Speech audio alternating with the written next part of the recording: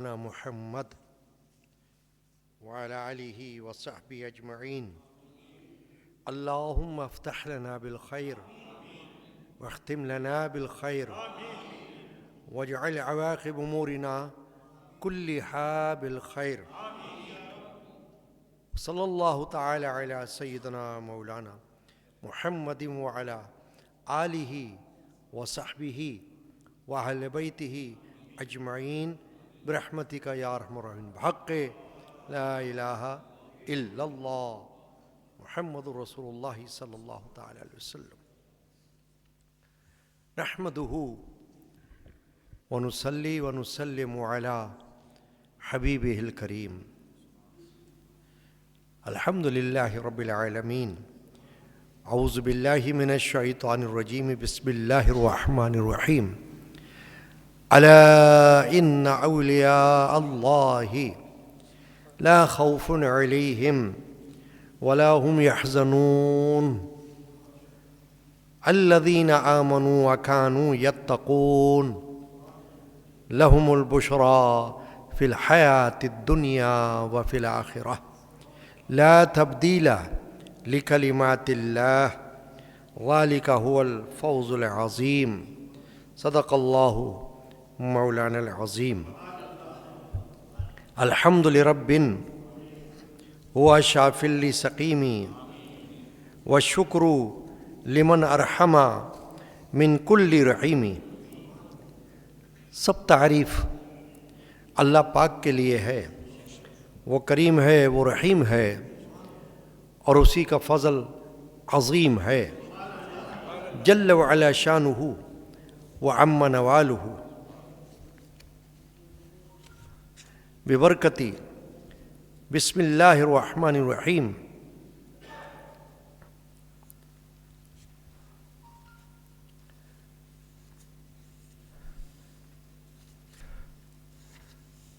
بڑا دربار ہے دربار خواجہ. بڑا دربار ہے دربار خواجہ. برستے ہیں جہاں انوار خواجہ. برستے ہیں جہاں انوار خواجہ. عجب دربار ہے دربار خواجہ. عجب اسرار ہیں اسرار خواجہ. شرمساری سے ہے آئینہ حیران. شرمساری سے ہے آئینہ حیران. وہ روشن ہیں در و دیوار خواجہ. نہ کیوں ایک دم میں مالا مال ہوں وہ ملے جس کو در شاہوار خواجہ. کسی عاشق کا کہنا کیوں نہ سچ ہو. کسی عاشق کا کہنا کیوں نہ سچ ہو. بڑی سرکار ہے سرکار خواجہ. گھٹائیں رحمتوں کی لا رہا ہے. گھٹائیں رحمتوں کی لا رہا ہے. صحاب فیض گوہر بار خواجہ. کھلے ہیں پھول کیا کیا قدرتوں کے. کھلے ہیں پھول کیا کیا قدرتوں کے. بہاروں پر ہے کیا گلزار خواجہ. فضائے جنت الفردوس آئی. فضائے جنت الفردوس آئی. کھلی درگاہ عنبر بار خواجہ. معین الدین کا لنگر تو دیکھو. معین الدین کا لنگر تو دیکھو. جو چکھے ہو وہی سرشار خواجہ. بھلا کیوں نہ ہو مست لم یزل وہ. کیا حق نے جسے میں خوار خواجہ. تعارف کیا غلام قادری کا رحمت اللہ علیہ نور اللہ مرقدہ. تعارف کیا غلام قادری کا ہے ادنا سائل دربار خواجہ. ہے ادنا سائل دربار خواجہ. ببرکت ان اللہ وملائکتہ یصلون علی النبی یا ایھا الذین آمنوا صلوا علیہ وسلموا تسلیما.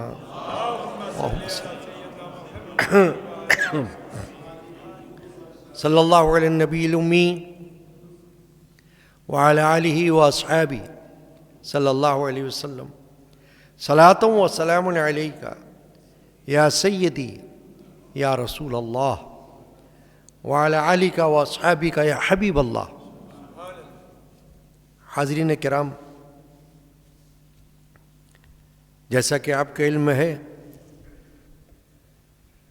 کہ یہ فقیر گناہگار اور آپ سب آج اس عظیم الشان ہستی، اس عظیم الشان ذات پاک جس کو عالم میں اللہ تبارک و تعالی نے قبولیت عطا فرمائی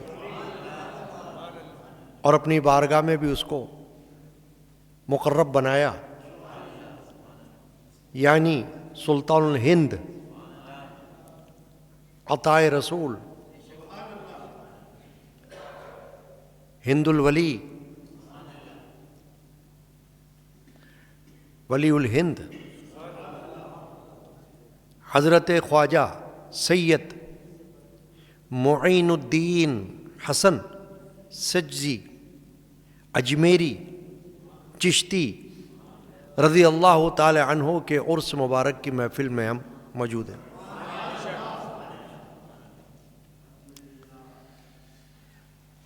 ہمیں حضرت خواجہ غریب نواز بھی ان کو کہا جاتا ہے، ان کے حوالے سے، ان کی نسبت سے یہ بات ہر ایک ولی کے بارے میں جاننا ضروری ہے کہ اولیاء اللہ، صوفیاء کرام، چاہے آپ کے شہر میں ہوں، چاہے آپ کے ملک میں ہوں، چاہے آپ کے علاقے میں ہوں یا کہیں اور ہوں، وہ جہاں ہوں وہیں اللہ کے ولی کہلاتے ہیں۔ ان کے لیے یہ ضروری نہیں کہ وہ ہمارے سامنے ہوں، ہمارے علاقے میں ہوں، ہمارے شہر میں ہوں، ہمارے ملک میں ہوں، وہ جہاں ہیں وہیں اللہ کے ولی کہلاتے ہیں۔ یعنی ان کی ولایت، ان کی بزرگی ہر جگہ کے لیے ہے۔ یہ شرط نہیں ہے کہ وہ ہمارے قریب ہوں یا ہم نے انہیں دیکھا ہو، یہ مسئلہ ہے ہی نہیں۔ عقیدت اور محبت کا مسئلہ جو ہے وہ خلوص دل سے تعلق رکھتا ہے، اخلاص سے تعلق رکھتا ہے۔ وہ جسم کے حوالے سے تعلق نہیں رکھتا، وہ تو روح کے حوالے سے تعلق رکھتا ہے، اور روح، ایک مومن کی روح وہ آزاد ہے اور وہ جہاں چاہے وہاں ہو سکتی ہے۔ یہ بات میں نے اس لیے عرض کی کہ ہم یہاں ہیں اور صاحب عرس حضرت خواجہ معین الدین چشتی اجمیری خواجہ غریب نواز رضی اللہ تعالی عنہ کسی اور ملک میں ہیں، ان کا مزار اقدس ہمارے ملک میں نہیں، کوئی فرق نہیں پڑ رہا ہے اس بات سے کہ ان کی یاد کیا صرف وہیں ہونی ضروری ہے؟ نہیں۔ سرکار دو عالم مغفر بنی آدم صلی اللہ علیہ وآلہ وسلم کی ذات پاک ہمارے ملک میں نہیں، یہاں پر ہمارے سامنے روض انور نہیں ہے، کسی اور ملک میں ہے، لیکن نبی کے چاہنے والے سرکار دو عالم صلی اللہ علیہ وسلم کے عاشق دنیا کے کونے کونے میں ہیں۔ عشق و محبت کے لیے جگہ کا ایک ہونا، مکان کا ایک ہونا یا زمان کا ایک ہونا، زمان کا معنی زمانہ، مکان کا معنی جگہ، یہ ایک ہونا ضروری نہیں، یہ تصوف کا نقطہ ہے۔ اس لیے کہ اگر ایسا ہوتا تو پھر جس جگہ ولی اللہ اپنی حیات میں موجود ہوں، پھر تو صرف اس جگہ کے لوگ ہی ان کا فیض حاصل کر سکیں گے، کوئی اور ان کو یاد کرتا بھی رہے تو کوئی فائدہ نہ ہوگا، ایسا نہیں. یا جس جگہ ان کا مزار اقدس ہے صرف وہیں کے لوگ ان سے فیضیاب ہو سکتے ہوں گے، یا جو وہاں حاضر ہو گیا وہی ان کا فیض حاصل کرے گا؟ پھر باقی لوگ کہاں جائیں گے جو وہاں موجود نہیں، جو وہاں پہنچ نہیں سکتے، جو وہاں رہتے نہیں، دنیا کے کسی کونے میں رہتے ہیں، ان کا کیا بنے گا؟ تو یہ مسئلہ صوفیہ کے ہاں ہے ہی نہیں کہ فیض کے لیے، حضوری کے لیے، یاد کے لیے ان کے شہر میں، ان کے ملک میں، ان کے پاس ہونا ضروری ہے. نہیں، اصل مسئلہ یہ ہے کہ تم ان کو اپنے سے قریب سمجھو تو وہ تمہارے قریب ہیں.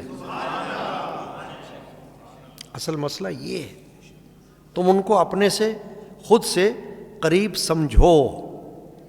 یہ بالکل ایسا ہے جیسے اللہ تبارک و تعالی جل شانہ عما نوالہ نے ارشاد فرمایا، نحن اقرب الیہ من حبل الورید، کہ ہم اس کی شارک سے بھی زیادہ قریب ہیں بندے کی.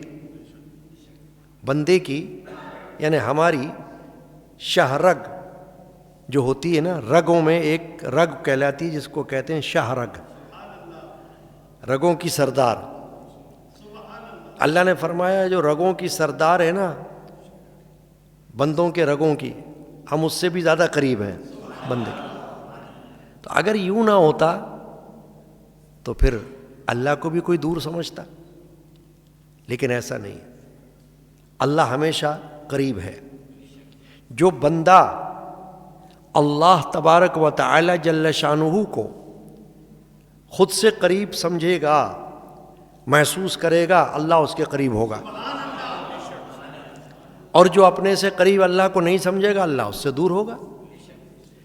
پھر اللہ نہ اس کو کعبے میں مل سکتا ہے، نہ کہیں مندر میں، نہ کہیں اور جگہ، نہ چرچ میں، کہیں بھی نہیں، نہ مسجد میں. کیوں؟ کہ وہ اللہ کو اپنے سے نزدیک نہیں سمجھتا، یعنی اس کو اس بات کا احساس نہیں ہے.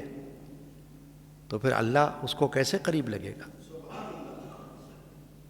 اسی طرح بزرگان دین، صوفیاء کرام، اولیاء اعظام، چاہے وہ کسی بھی سلسلے سے تعلق رکھتے ہوں، قادریہ سلسلے کے ہوں، چشتیہ کے ہوں، نقشبندیہ کے ہوں، سہروردیہ کے ہوں، دنیا میں کہیں رہتے تھے اور اب بھی کہیں ہوں، ان کے مزارات مقدسہ کہیں بھی ہوں، لیکن جو بندہ ان کا چاہنے والا، عقیدت مند اپنے آپ کو کہلاتا ہوگا، وہ اس کے قریب رہیں گے.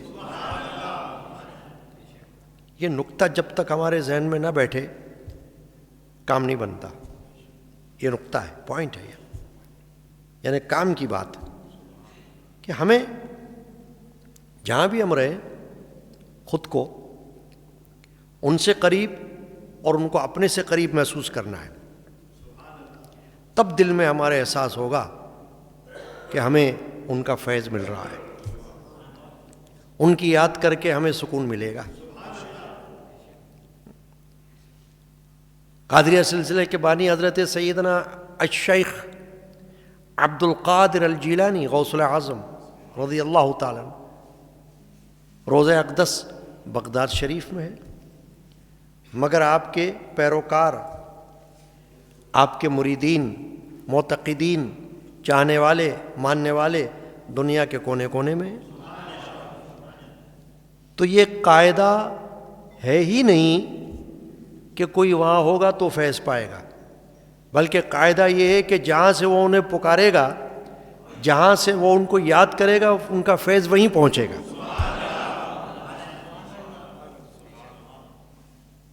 کیونکہ فیض کو ریل گاڑی یا جہاز یا کوئی اور سواری کی ضرورت نہیں ہے. فیض و برکات تو اللہ تبارک و تعالیٰ کی طرف سے ایک تحفہ ہے جو چاہنے والوں کو دیا گیا ہے. تو غوث اعظم بغداد شریف میں ہیں، مگر ان کو یاد کرنے والے جگہ جگہ ہیں۔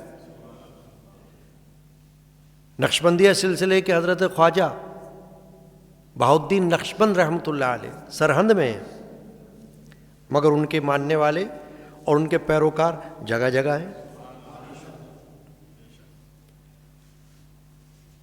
چشتیہ سلسلے کے پیشوا حضرت سیدنا خواجہ معین الدین سجزی چشتی اجمیری رضی اللہ تعالی عنہ ہندوستان میں اجمیر میں ہیں، مگر آپ کے چاہنے والے جگہ جگہ ہیں۔ سہروردیہ سلسلے کے بانی حضرت شیخ شہاب الدین عمر سہروردی عراق میں ہیں، مگر آپ کے چاہنے والے جگہ جگہ ہیں۔ تو اس سے یہ ثابت ہوتا ہے یہ مسئلہ کہ عقیدت جگہ کا قریب ہونے کا نام نہیں ہے، عقیدت تو دل کے قریب ہونے کا نام ہے، روح کے قریب ہونے کا نام ہے۔ روحانی طور پر بندہ قریب ہونا چاہیے اور ان کو قریب محسوس کرنا چاہیے، تو قریب لگے گا، ورنہ نہیں۔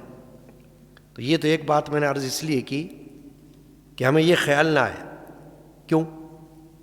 ابلیس العین جب بھی کوئی نیکی کا کام دیکھتا ہے تو اس کی کوشش یہ ہوتی ہے کہ دل کے اندر ایک شک و شبہ، ایک وسوسہ پیدا کر دے، اور وہ وسوسہ یہ ہو کہ ارے وہ تو وہاں ہیں، تم تو یہاں ہو، ان کو تمہاری خبر نہیں، تمہیں ان کی خبر نہیں، تم ان کے مزار پر بھی موجود نہیں ہو، تم اس ملک میں بھی نہیں رہتے، تم تو یہاں بیٹھے ہو، کیا فائدہ تمہارا آنا، تمہارا بیٹھنا، تمہارا پڑھنا، تمہارا پڑھانا، تمہارا سننا، کیا فائدہ؟ یہ وسوسہ ہوگا۔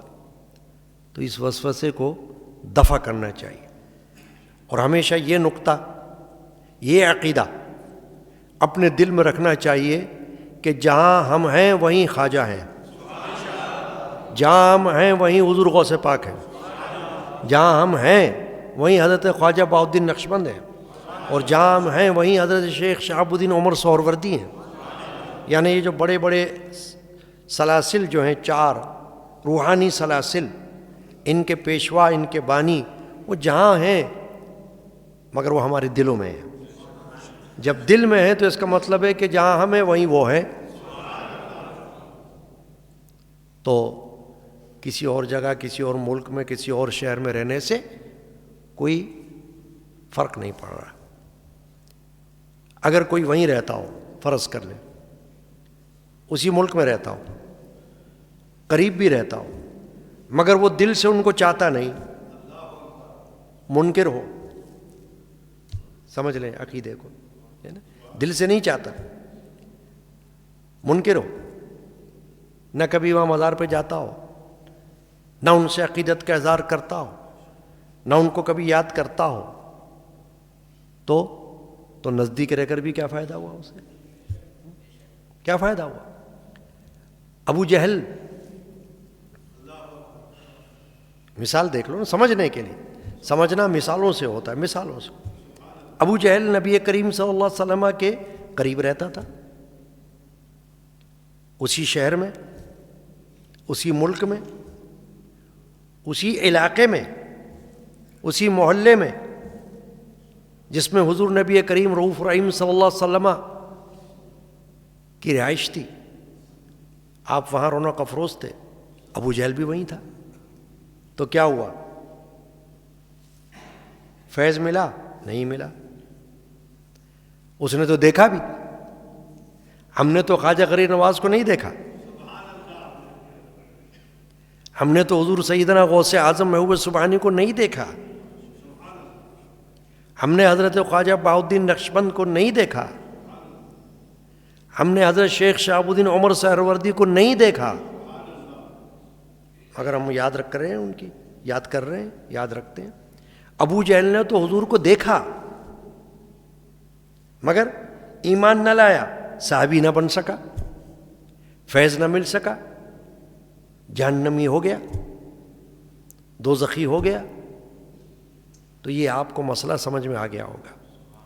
کہ مسئلہ یہ ہے کہ بندہ کہیں بھی رہتا ہو، عقیدت رکھتا ہو، محبت رکھتا ہو، عشق رکھتا ہو اور ان کا ماننے والا ہو، منکر نہ ہو، مقر ہو، اقرار کرنے والا ہو، انکار کرنے والا نہ ہو، تو وہ دور رہ کر بھی فیض حاصل کر سکتا ہے، دور رہ کر بھی فیض مل سکے گا، کیونکہ فیض کا تعلق روحانیات سے ہے، مادیات سے نہیں ہے۔ جیسے جسم سے تعلق نہیں رکھتا یہ مسئلہ، یہ روح سے تعلق رکھتا ہے۔ فیض کوئی ایسی چیز نہیں ہے جس کو آپ اپنی نظروں سے دیکھ کر کہو یہ فیض ہے، نہیں، وہ تو محسوس کرنے سے ہوتا ہے۔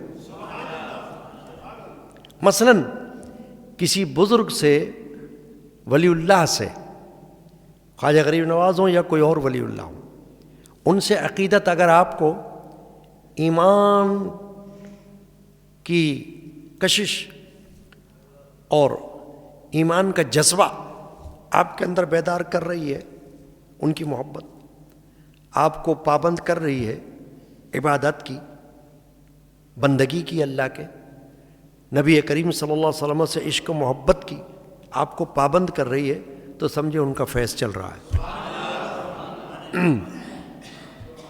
یہ فیض ہے۔ فیض دنیا کی دولت کا نام بھی نہیں ہے۔ کوئی بندہ مالدار ہو جائے تو یہ فیض نہیں ہے۔ کیوں؟ کہ مالداری تو کفار کے پاس بھی ہے، وہ تو کسی کے چاہنے والے ماننے والے نہیں ہیں، وہ تو اللہ کو بھی نہیں مان رہے۔ کیوں؟ کہ اللہ نے تو فرمایا کہ اسلام میں آؤ، دائرہ اسلام میں داخل ہو، ایمان والے بنو، وہ نہیں بن رہے۔ لیکن دولت ان کے پاس ہے۔ وہ کیوں ہے؟ کہ دولت کا مال کا تعلق دنیا کے حساب سے ہے، اس دنیا کے، یہ فانی دنیا جس سے ہم کو جانا ہے، یہاں سے ایک دن ہمیں رخصت ہونا ہے اصلی وطن کی طرف، اور اصل وطن جو ہے وہ آخرت ہے۔ یہ تو مسافر خانہ ہے ہمارے لیے۔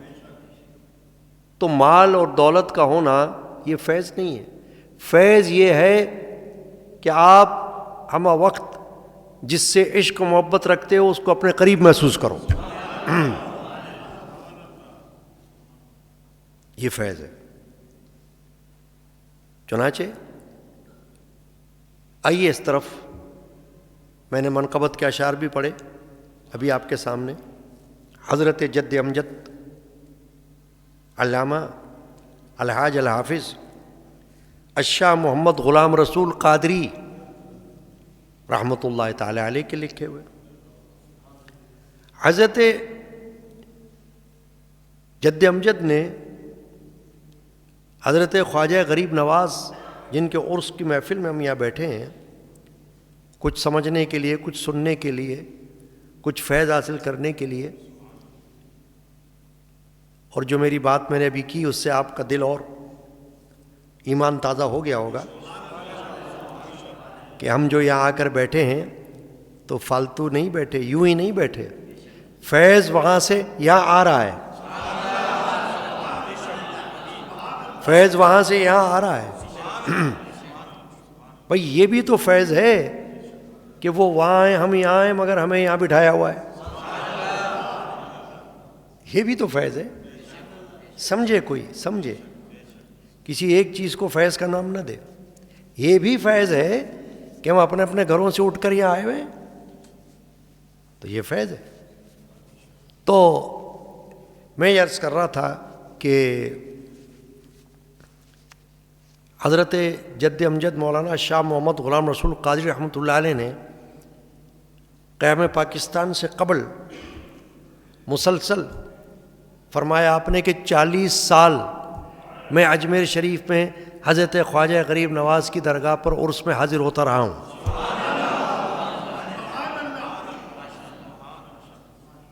40 سال، کیونکہ آنے جانے کی آزادی تھی، پابندی تو تھی نہیں، روک ٹوک تو تھی نہیں جیسی آج ہے، تو لوگ جایا کرتے تھے، یہاں سے بھی، یہاں سے پہنچ رہے تھے نا۔ یہ جو میں بات بیان کر رہا ہوں کہ کہ ہمارے مرشد پاک یہاں سے وہاں جا رہے تھے ہر سال، ہے کہ نہیں؟ پھر حضرت خواجہ غریب نواز کا فیض اس کو کہنا چاہیے، توجہ ان کی روحانی، کہ ہمارے مرشد پاک کو اللہ تعالیٰ نے خواجہ غریب نواز کی زیارت کا شرف عطا فرمایا۔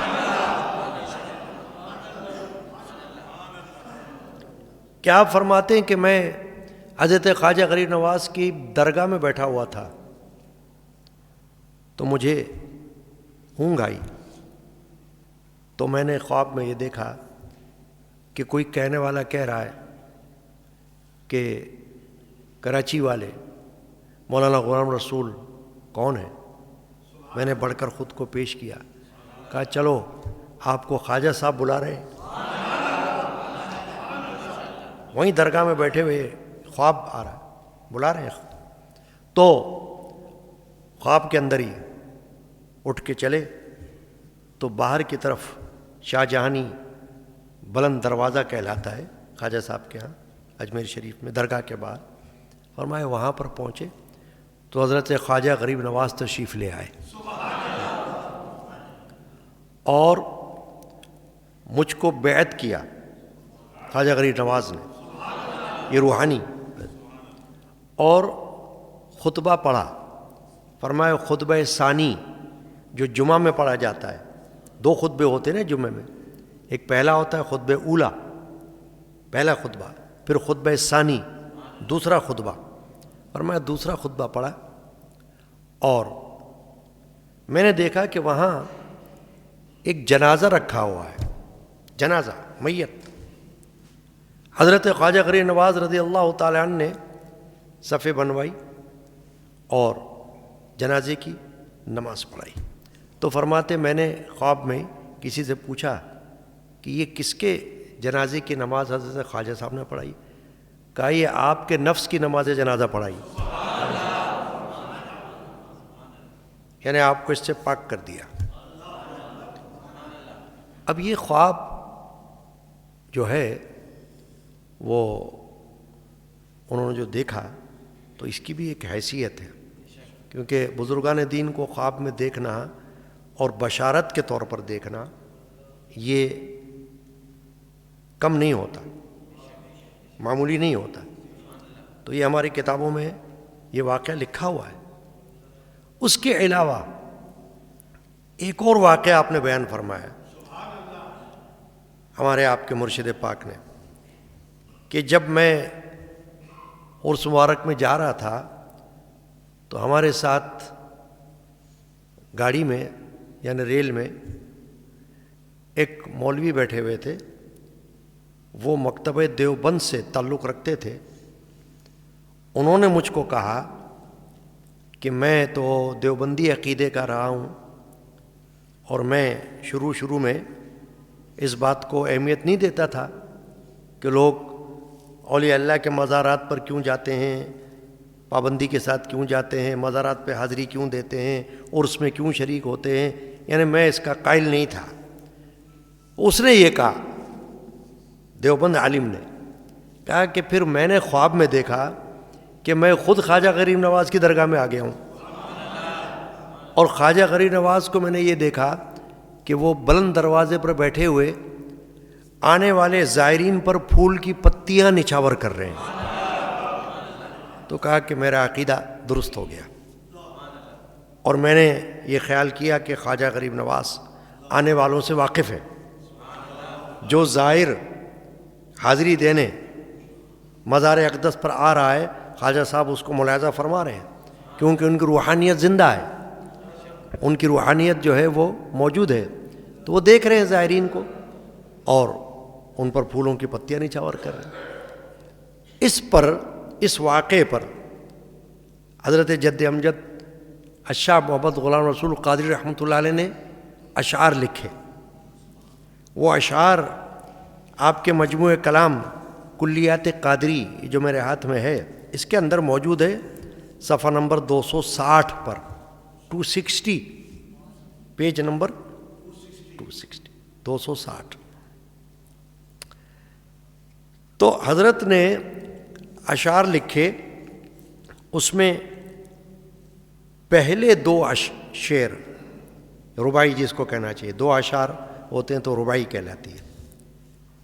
تو پہلے جو 2 شعر لکھے حضرت نے، اس میں اس کی کہی ہوئی بات، اس عالم کی جو دیوبند کا عالم تھا، اس کی کہی ہوئی بات کی طرف اشارہ کیا ہے کہ جب کوئی جاہل ہوتا ہے تو اپنی جہالت میں یہ سمجھتا ہے کہ بزرگان دین کے پاس جانے سے کیا فائدہ، صوفیاء کرام کی حاضری سے کیا فائدہ، ان کی درگاہ پہ حاضری سے کیا فائدہ، ان کے عرس میں جانے سے کیا فائدہ، گھر میں بیٹھو۔ وہ یہ سمجھتا ہے، کیوں کہ وہ جاہل ہے۔ وہ تمام بڑے بڑے اکابر اولیاء اللہ جنہوں نے ایک دوسرے کے عرسوں میں شرکت کی، جنہوں نے ایک دوسرے کے پاس آنے جانے کو اچھا سمجھا، وہ ان سے افضل تھوڑی ہے، وہ تو جاہل ہے۔ تو وہ یہ سوچتا ہے کہ کیا ضرورت ہے جانے کی۔ تو حضرت نے، ہمارے جد امجد نے میرے جو اشعار لکھے، اس میں پہلے جو 2 شعر ہیں، 2 اشعار، وہ اس کی ترجمانی کر رہے ہیں کہ وہ کیا کہتا تھا، اس کا کیا عقیدہ تھا۔ کہ فرماتے ہیں، کہتا ہے کوئی جاہل یہ بے خبری کیوں ہے، لوگوں کو بھلا آخر یہ درد سری کیوں ہے۔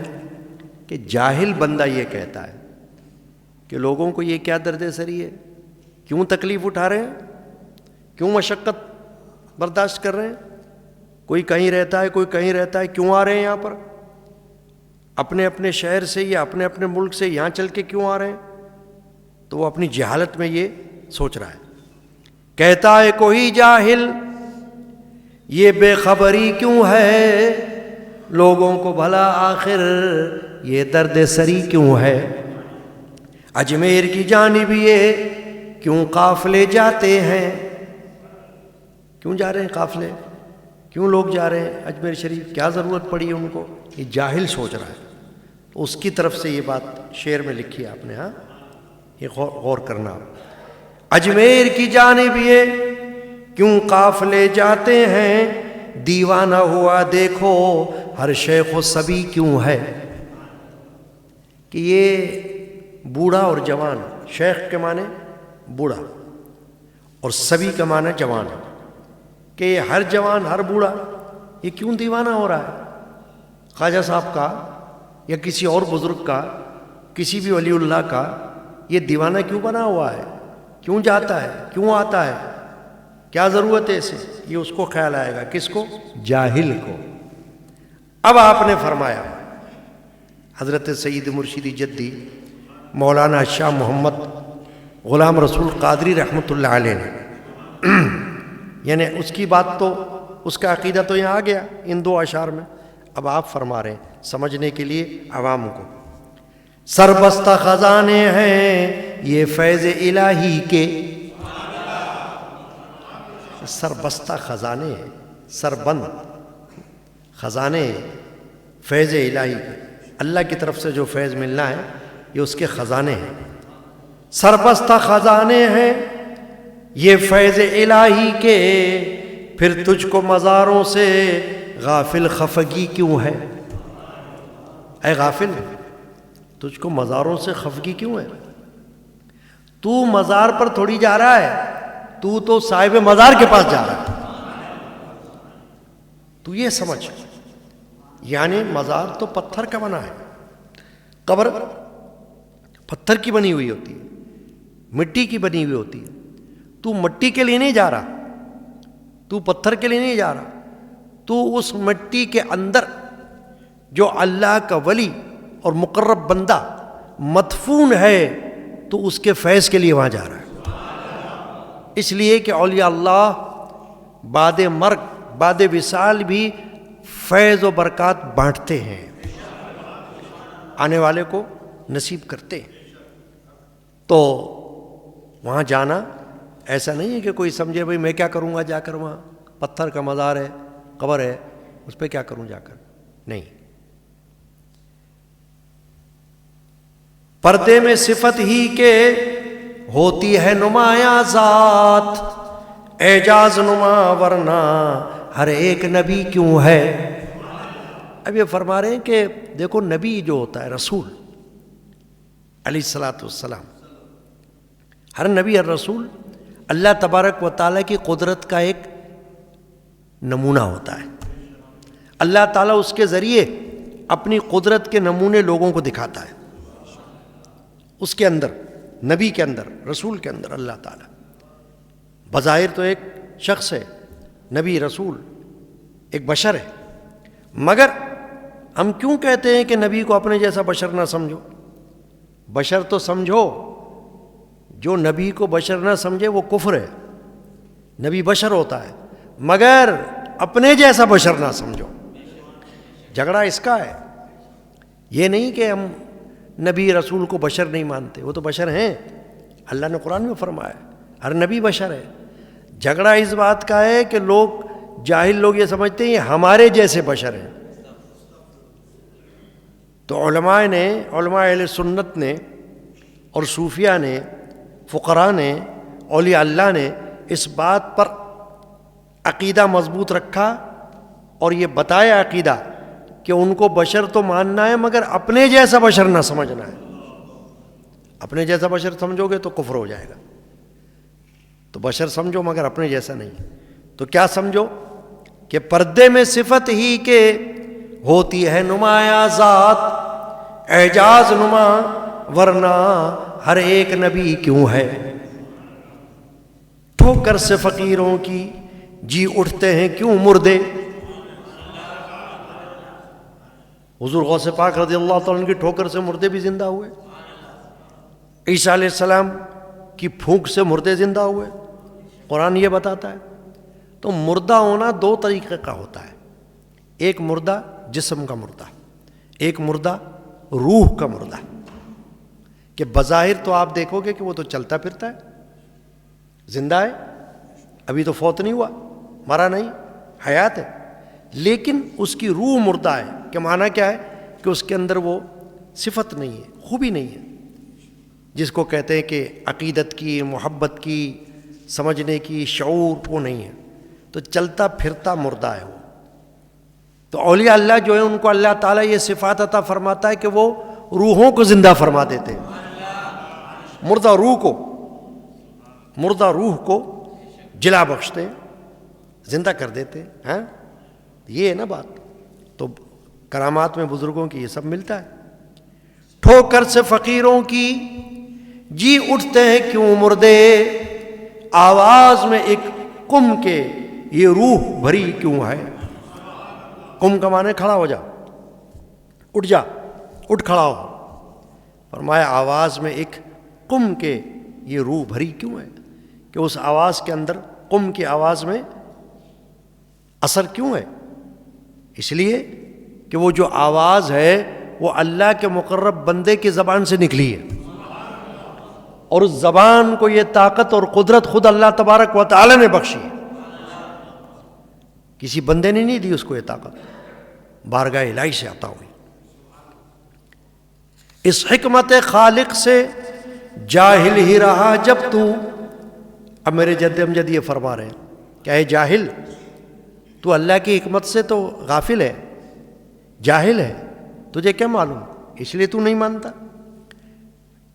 دیکھیں نا، بات یہ ہے کہ بڑے بڑے اکابر، صوفیاء کرام، اولیاء اعظام، وہ عالم بھی تھے. جیسے خواجہ غریب نواز، وہ عالم و فاضل ہیں، حافظ قرآن ہیں، دینی علوم پر دسترس رکھنے والے ہیں. انہوں نے دینی علوم حاصل فرمائے، ملک سے حاصل فرمائے، یعنی کہ بہت بڑے عالم، اور پھر صوفی شیخ. تو کوئی ایسے ویسے تو نہیں ہوئے نا. تو حکمت ہے. آپ فرما رہے میرے جد امجد، اس حکمت خالق سے جاہل ہی رہا جب تو، پھر اپنی جہالت پر شدت یہ تیری کیوں ہے. کہ تو جب جاہل ہے تو پھر تو جہالت پر شدت کیوں کر رہا ہے؟ مان جا کہ تجھے سمجھ نہیں ہے، مان جا کہ تجھے عقل نہیں ہے، مان کہ تجھے شعور نہیں ہے. کیوں کہ تو دیکھتا ہے کہ بڑے بڑے علماء، بڑے بڑے محدثین، بڑے بڑے مفسرین، اور بڑے بڑے فقہاء، اور بڑے بڑے صوفیاء اور اولیاء اللہ سب اس مسلک کو اور منصب کو جو صوفیوں کا مشرب ہے اس کو مانتے ہیں. انہوں نے اس کو اہمیت دی ہے. اور تو نہیں مان رہا تو اس کا مطلب ہے تو جاہل ہے، کیونکہ اتنے بڑے بڑے لوگ مان رہے ہیں، اس کا مطلب ہے تو ان کے پائے کا تو نہیں ہے نا. یا تو بتا کہ تو ان سب کے پائے کا ہے کیا؟ نہیں، ہم تو یہ کہتے ہیں ہم تو ان کے قدموں کی خاک ہیں. جب ہم کہتے ہیں قدموں کی خاک ہیں تو پھر ان کی بات کو ماننا ہے نا. تو کسی صوفی نے، کسی ولی نے ایسا عقیدہ تھوڑی بتایا کہ ان کا انکار کرو، ان سے بغض رکھو، ان کی گستاخی کرو، ان کی توہین کرو. کسی نے بولا ہے ایسی بات؟ نہیں بولا. انہوں نے تو یہ سکھایا ہے کہ ان سے محبت رکھو، ان سے عقیدت رکھو، ان سے ارادت رکھو. ولیوں کی کرامت بھی اعجاز نبی ہی ہے. آہا، فرما رہے ہیں جو ولیوں سے کرامات واقع ہوتی نا، یہ بھی نبی کے معجزے کے طور پر ہوتی ہے. نبی سے معجزہ ہوتا ہے تو ولی سے کرامت ہوتی ہے. ولیوں کی کرامت بھی اعجاز نبی ہی ہے، پھر تجھ کو فقیروں سے یہ بغض دلی کیوں ہے؟ تو یہ دل کا بغض کیوں رکھتا ہے فقیروں کے ساتھ؟ یہ نہیں سمجھتا تھے؟ تجھے یہ عقل نہیں ہے کہ ولیوں کی کرامت جو ہے وہ معجزے کی شکل ہے. وہی بات جو کسی نبی سے واقع ہوتی ہے، رسول سے واقع ہوتی ہے معجزے کے طور پر، ویسی ہی بات کسی ولی سے صادر ہوتی ہے. مگر فرق یہ ہوتا ہے کہ جب نبی کے ہاتھ پر ظاہر ہو رہی ہے تو معجزہ ہے، اور جب ولی کے ہاتھ پہ ظاہر ہو رہی تو کرامت ہے. لیکن دونوں کے پیچھے کون ہے؟ اللہ. معجزہ کیا اللہ کے حکم کے بغیر ہو رہا ہے؟ نہیں، تبھی تو ہم معجزے کو مان رہے ہیں. اسی لیے ہم معجزے پہ مانتے ہیں نا، کہ ہم کہتے ہیں بھائی اس کے پیچھے تو اللہ ہے، اللہ کے حکم سے معجزہ نظر آ رہا ہے. بغیر اللہ کے حکم کے نبی بھی معجزہ نہیں دکھا سکتا ہے. اللہ کا حکم ہوتا ہے تو نبی سے معجزہ واقع ہو جاتا ہے. ایسے ہی بغیر اجازت کے اللہ کے ولی بھی کوئی کرامت کا اظہار نہیں کرتا. جب اللہ کا حکم ہوتا ہے تو کرامت خود بخود پیدا ہو جاتی ہے. وہ اللہ کے حکم سے ہوتی ہے جب اللہ چاہے. تو پیچھے کون ہے پس پشت؟ اللہ. اللہ جسے چاہے ہوتا ہے ولی وہی، اللہ کی مرضی میں حجت یہ تیری کیوں ہے. میرے جد مذہب یہ شعر میں یہ فرما رہے ہیں کہ بھئی نبی کو اللہ نبی بناتا ہے تو ولی کو بھی اللہ ولی بناتا ہے. نہ نبی خود بنتا ہے، نہ دنیا والے اسے بناتے ہیں. نہ ولی خود بنتا ہے، نہ دنیا والے اس کو ولی بناتے ہیں. نبی بھی اللہ بنانے والا ہے اور ولی بھی اللہ بنانے والا ہے. ولایت ایک خاص تقرب الہی کا نام ہے، اس کو ولایت کہتے ہیں، اور وہ اللہ کی طرف سے عطا ہوتا ہے. خاص قرب، جب خاص قرب عطا ہوتا ہے تو پھر ان کو اللہ تعالیٰ استقامت بھی عطا فرماتا ہے اور کرامت بھی عطا فرماتا ہے. اللہ جسے چاہے ہوتا ہے ولی وہی، اللہ کی مرضی میں حجت یہ تیری کیوں ہے. اے یار تو باز آ جا انکار سے پاکوں کے. فرما رہے یار، اے دوست، اے بھائی، تو پاکوں کے انکار سے باز آ جا. تیرے انکار سے پاکوں پہ کچھ فرق نہیں پڑتا. بھائی نبی کے انکار سے کیا نبی پہ کوئی فرق پڑے گا؟ بتاؤ.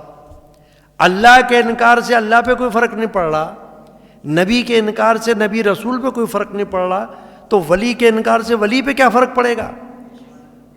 ولی کو بھی کوئی فرق نہیں پڑتا. دنیا کے دنیا اگر انہیں نہ مانے تو کوئی بات نہیں، اللہ نے ان کو مرتبہ عطا فرمایا. ولی کبھی ریٹائر نہیں ہوتا ولایت سے.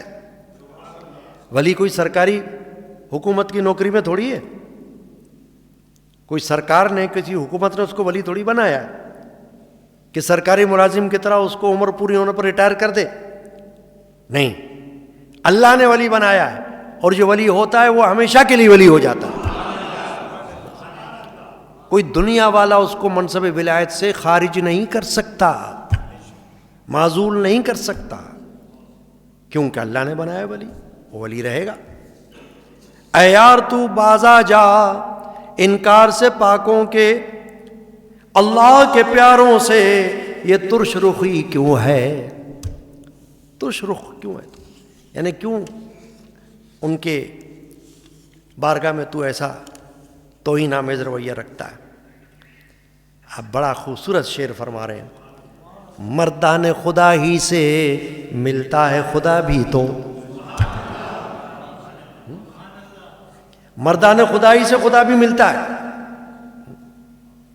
جیسے میرے جد امجد نے ایک اور کلام میں ایک جگہ آخری شعر میں فرمایا، غلام اللہ والوں کی محبت، رحمت اللہ علیہ، غلام اللہ والوں کی محبت ملا دیتی ہے ایک دن خود خدا سے. اللہ والوں کی محبت خود خدا سے ملا دیتی ہے. تو فرما رہے ہیں مردان خدا ہی سے ملتا ہے خدا بھی تو، افسوس تجھے پیارے یہ بے بصری کیوں ہے. بے بصری مطلب اندھا پن، کہ تو اندھا ہے تو کوئی کیا کرے.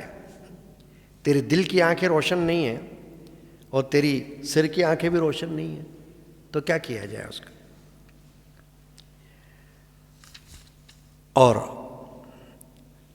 آخری شعر پڑھ رہا ہوں وقت کی کمی کی وجہ سے.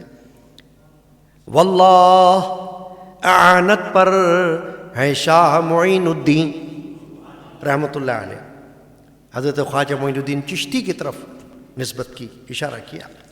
واللہ اعانت پر یعنی مدد، روحانی مدد. اولیاء اللہ کی جو مدد کہلاتی ہے نا وہ روحانی امداد کہلاتی ہے. اور روحانی امداد کے بہت سارے ذرائع اور بہت سارے اصول اور بہت سارے طریقے ہیں. یہ جو فیض جس کو ہم کہتے ہیں یہ بھی روحانی مدد ہے. یہ جو ہمیں اللہ نے یہاں لا کر بٹھایا ہے یہ بھی ان کی روحانی مدد ہے بزرگوں کی. اس کو بھی روحانی مدد کہنا چاہیے کہ ان کی کشش یہ بھی ان کا فیض ہے. واللہ اعانت پر ہے شاہ معین الدین، اے تبع غلام ایسی افسردہ دلی کیوں ہے. اے تبع غلام رحمت اللہ علیہ. تبع غلام کا معنی کہ جس کی طبیعت کے اندر ہی غلامی ہے، اللہ والوں کی، رسول کی غلامی، یعنی جو اپنی طبیعت سے ہی غلام ہے. یہ یعنی اللہ نے اسے ایسی طبیعت دے کر پیدا کیا ہے کہ وہ شروع سے ہی غلام ہے ان کا. واللہ اعانت پر ہے شاہ معین الدین، اے تبع غلام ایسی افسردہ دلی کیوں ہے. ان اللہ وملائکتہ یصلون علی النبی یا ایھا الذین آمنوا صلوا علیہ وسلموا تسلیما. اللہم صلی علی سیدنا وعلی آلہ وصحبہ واہل بیتہ اجمعین.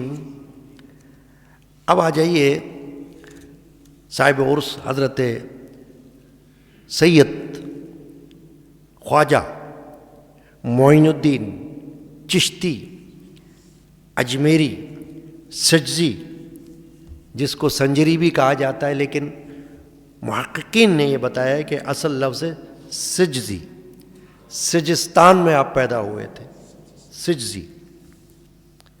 تو ان کے ذکر کی طرف ہم توجہ کرتے ہیں محدود وقت میں، اور میں کچھ وہ بات بتا رہا ہوں جو اپنی طرف سے نہیں بتا رہا، جس کو مانا انہوں نے بھی مانا، جو مکتب بریلوی سے تعلق رکھنے والے، اور انہوں نے بھی مانا جو مکتب دیوبند سے تعلق رکھنے والے، جن کو اللہ نے کچھ سمجھ دی انہوں نے اس کا اقرار کیا، مانا.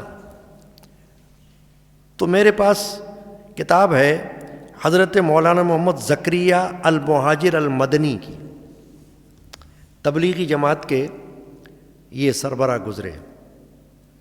فضائل اعمال تبلیغی جماعت کے نصاب میں ضرور شامل ہوتی ہے، ٹھیک ہے، اور اس کے کئی چیپٹرز ہیں اس کتاب کے. تو حضرت خواجہ غریب نواز کے حوالے سے مولانا محمد زکریا المہاجر مدنی نے کتاب لکھی تاریخ مشائخ چشت. تاریخ مشائخ چشت جو 1349 ہجری میں مکمل ہوئی، یہ 1444 چل رہا ہے، تقریباً 100 سال آپ سمجھ رہے ہیں تقریباً. اس میں حضرت خواجہ معین الدین چشتی اور دیگر خواجگان چشت کے حالات آپ نے لکھے خود. اب جو حالات لکھتا ہے نا، اگر وہ اس تذکرے کو نہ مانے تو لکھے بھی نہ. پھر ان کے تذکرے میں اگر کسی بات کو نہ مانے تو ساتھ میں یہ بھی کہہ دے کہ میں تو نہیں مانتا، یا اس واقعے کو لکھے ہی نہ. لیکن ایسا نہیں، انہوں نے لکھا. خواجہ غریب نواز کے حالات لکھے اپنی کتاب میں، اور ان کی کرامات بھی لکھی. حالات میں تو لکھا کہ آپ کے والد کا اسم شریف غیاث الدین سجزی تھا، جس کو سنجری بھی ہم کہہ رہے ہیں، سنجر. آپ کی پیدائش باتفاق اہل تواریخ 537 ہجری ایران کے علاقے سیستان قصبہ سنجر میں ہوئی. تو وہ سج اور سنجر اب دونوں آپ سمجھ لیں اس کو. 537 ہجری میں حضرت خواجہ معین الدین چشتی کی ولادت کو مانا گیا. آپ ہندوستان کے امام الطریق تھے، یہ لکھا. امام الطریق کا کیا مطلب ہوا کہ طریقت کے امام ہندوستان کے، کہ ہندوستان میں جو بڑے بڑے صوفیاء یا اولیاء اللہ گزرے ہیں نا، ان میں حضرت خواجہ غریب نواز معین الدین چشتی کا نام سر فہرست ہے. آپ ہی سے ہندوستان میں علوم معرفت کا افتتاح ہوا. علوم معرفت کا افتتاح وہ کہہ رہے ہیں کہ آپ ہی سے ہوا ہے. اور سلسلہ چشتیہ ہندوستان میں آپ ہی سے پھیلا. ایک ہوتا ہے پھیلنا، ایک ہوتا ہے شروع ہونا.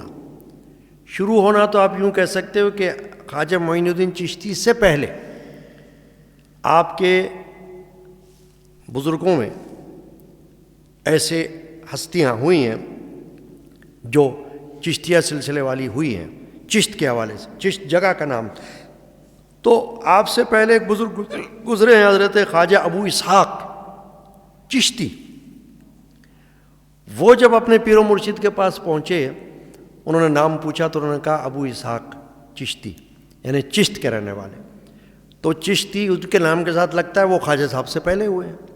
مگر یہاں بات ہو رہی ہے سلسلے کی نشر و اشاعت، کہ جس کو ہم کہتے ہیں سلسلہ چشتیہ. تو اس میں کوئی شک نہیں کہ سلسلہ چشتیہ کا اجرا اور سلسلہ چشتیہ کا پھیلاؤ، نشر و اشاعت، یہ خواجہ غریب نواز کے واسطے سے ہوئی. اور پھر لکھا ہے آپ کے حالات میں انہوں نے کہ ہندوستان میں 90 لاکھ آدمی آپ کے ہاتھ پر اسلام لائے. اتنے لاکھوں لوگ اسلام لے آئے. اب خواجہ غریب نواز کے پاس تو کوئی بندوق نہیں تھی، خواجہ غریب نواز کے پاس کوئی تلوار بھی نہیں تھی، کیونکہ ڈر کے مارے اسلام لے آتا ہے نا. گن پوائنٹ پر کسی کو اسلام قبول کروا لیتے. یہ تو نہیں تھا، کیونکہ صوفیاء کے پاس تلواریں بھی نہیں ہوتی ہیں، صوفیاء کے پاس بندوقیں بھی نہیں ہوتی ہیں، پسٹل بھی نہیں ہوتا ہے.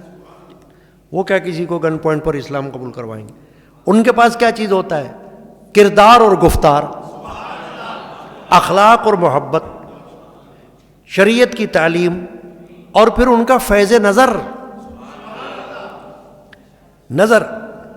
چنانچہ فرماتے ہیں، یہ زکریا، مولانا زکریا کی بات کر رہا ہوں تاکہ یہ معلوم ہو جائے لوگوں کو جو نہ مانتے ہو نا، جیسے کوئی دیوبند سے تعلق رکھ رہا ہے، کوئی اہل حدیث ہے، کوئی کیا ہے، کوئی کہہ رہا ہے نہیں اولیاء اللہ کی گستاخی کرتے ہیں، اولیاء اللہ کی شان میں توہین کرتے ہیں. ان کو پتہ چل جائے کہ تبلیغ نصاب جنہوں نے لکھا وہ خواجہ صاحب کے بارے میں کیا کہہ رہے ہیں. کہہ رہے ہیں آپ کا نسب 11 پشت پر حضرت امام حسین رضی اللہ عنہ سے ملتا ہے. خواجہ غریب نواز کا شجر نسب جو ہے وہ چونکہ سادات میں سے ہیں، سید ہیں، تو آپ کا شجر نسب 11 واسطوں سے حضرت امام حسین رضی اللہ تعالیٰ عنہ تک پہنچ جاتا ہے. آپ کے کمالات بحر لا متناہی ہیں، یعنی ایسا سمندر جس کا کوئی کنارہ نہیں ہے. کمالات، تو کمالات کے اندر کرامات بھی آ گئی اور کمالات کے اندر علم و فضل بھی آ گیا. پھر یہ کہہ رہے ہیں حتیٰ کہ کہتے ہیں کہ جس پر نظر ڈالتے تھے صاحب معرفت ہو جاتا تھا. علوم ظاہریہ و باطنیہ دونوں میں کمال حاصل تھا۔ آپ کی عمر 15 سال کی تھی جب آپ کے والد نے انتقال فرمایا۔ یہ بات صحیح ہے، اور بھی مورخین نے اتفاق کیا کہ کم سنی میں آپ کے والد کا انتقال ہو گیا، اور پرورش آپ کی آپ کے والدہ نے کی۔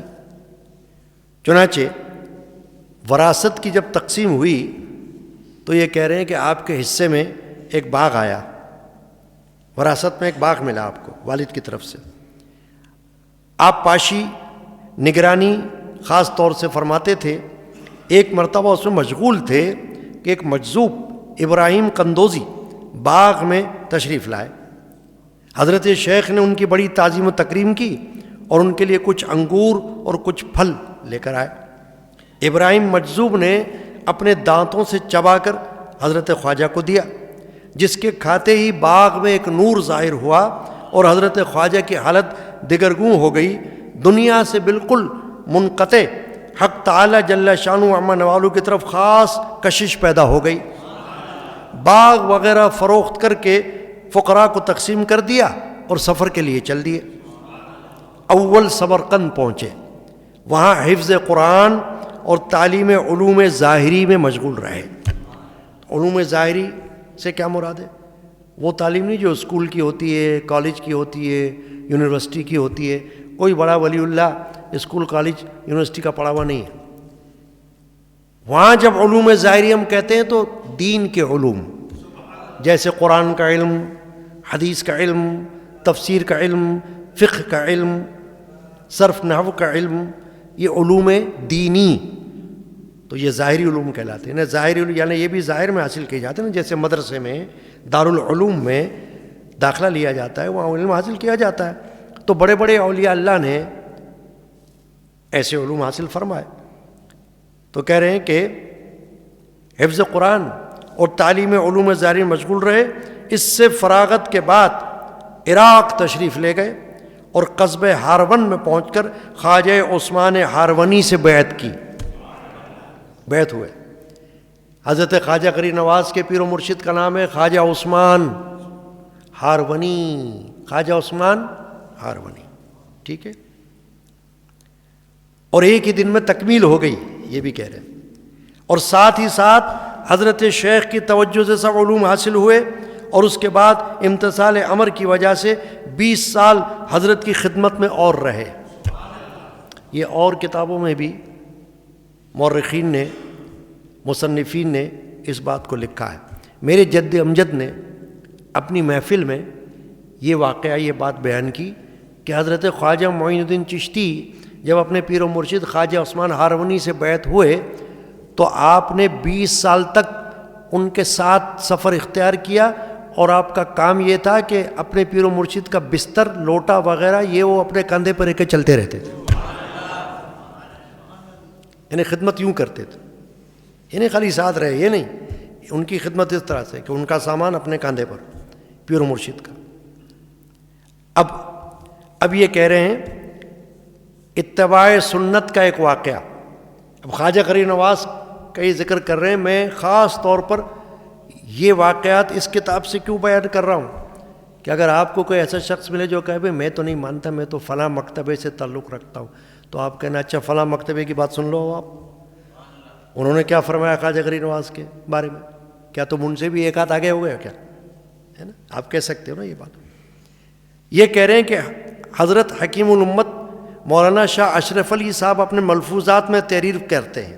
اب یہ بتا رہے ہیں کہ مکتبہ دیوبند کے عالم اشرف علی تھانوی وہ یہ تحریر کرتے ہیں ملفوظات میں کہ میں نے بزرگان سلف کے تذکرے دیکھے ہیں، ان کے دیکھنے سے معلوم ہوا کہ ان کی حالت اور طرز وہ نہ تھا جو آج کل کے اکثر مشائخ کا ہے۔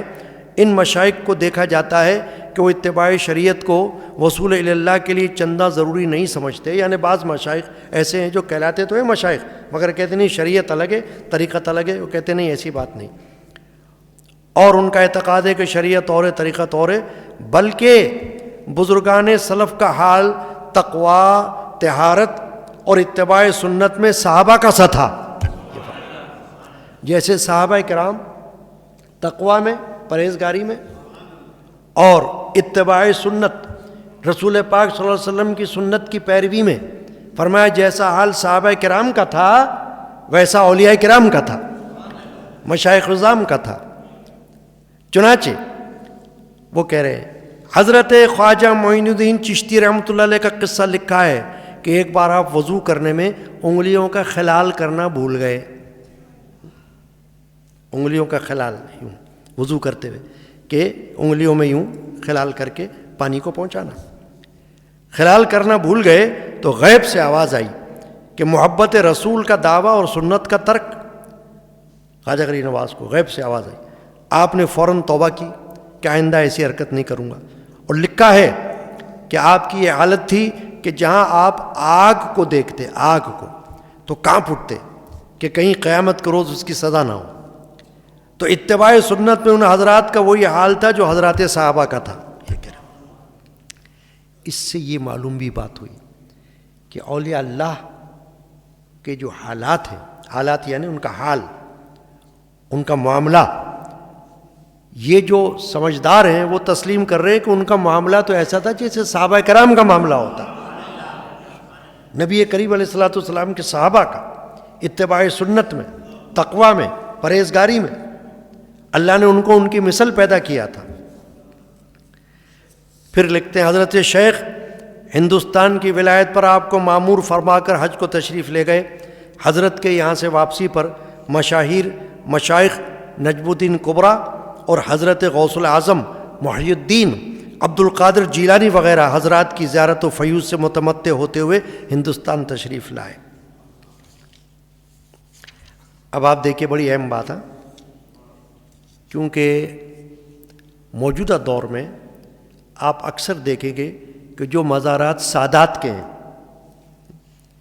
چاہے وہ سندھ میں ہوں، چاہے وہ پنجاب میں ہوں، چاہے وہ ہندوستان میں ہوں، وہاں جس بزرگ کا مزار کو لوگ دیکھتے ہیں کہ یہ سید گھرانے کے بزرگ ہیں، تو وہاں اہل تشیع وہاں پر جا کر یا تو ماتم کرتے ہیں یا اپنے کچھ معاملات وہاں پر کرتے ہیں، گویا کہ یہ ظاہر کرنے کے لیے کہ یہ تو ہمارے مسلک سے، شیعہ مسلک سے تعلق رکھتے تھے۔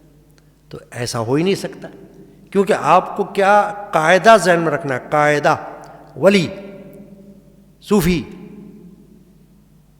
شیخ، پیر و مرشد کامل کبھی بھی سنیت سے ہٹ نہیں سکتا، یعنی کہ شیعیت پر وہ نہیں جا سکتا، کیونکہ اللہ کا یہ قانون نہیں ہے کہ کوئی شیعہ ہو سنی نہ ہو اور اللہ اس کو ولایت کا مرتبہ عطا فرما دے، کیونکہ عقائد کا فرق آ جاتا ہے نا، کیونکہ صحابہ کا انکار ہوتا ہے شیعیت میں، تو صحابہ کا انکار کر کے کوئی ولی کیسے رہے گا؟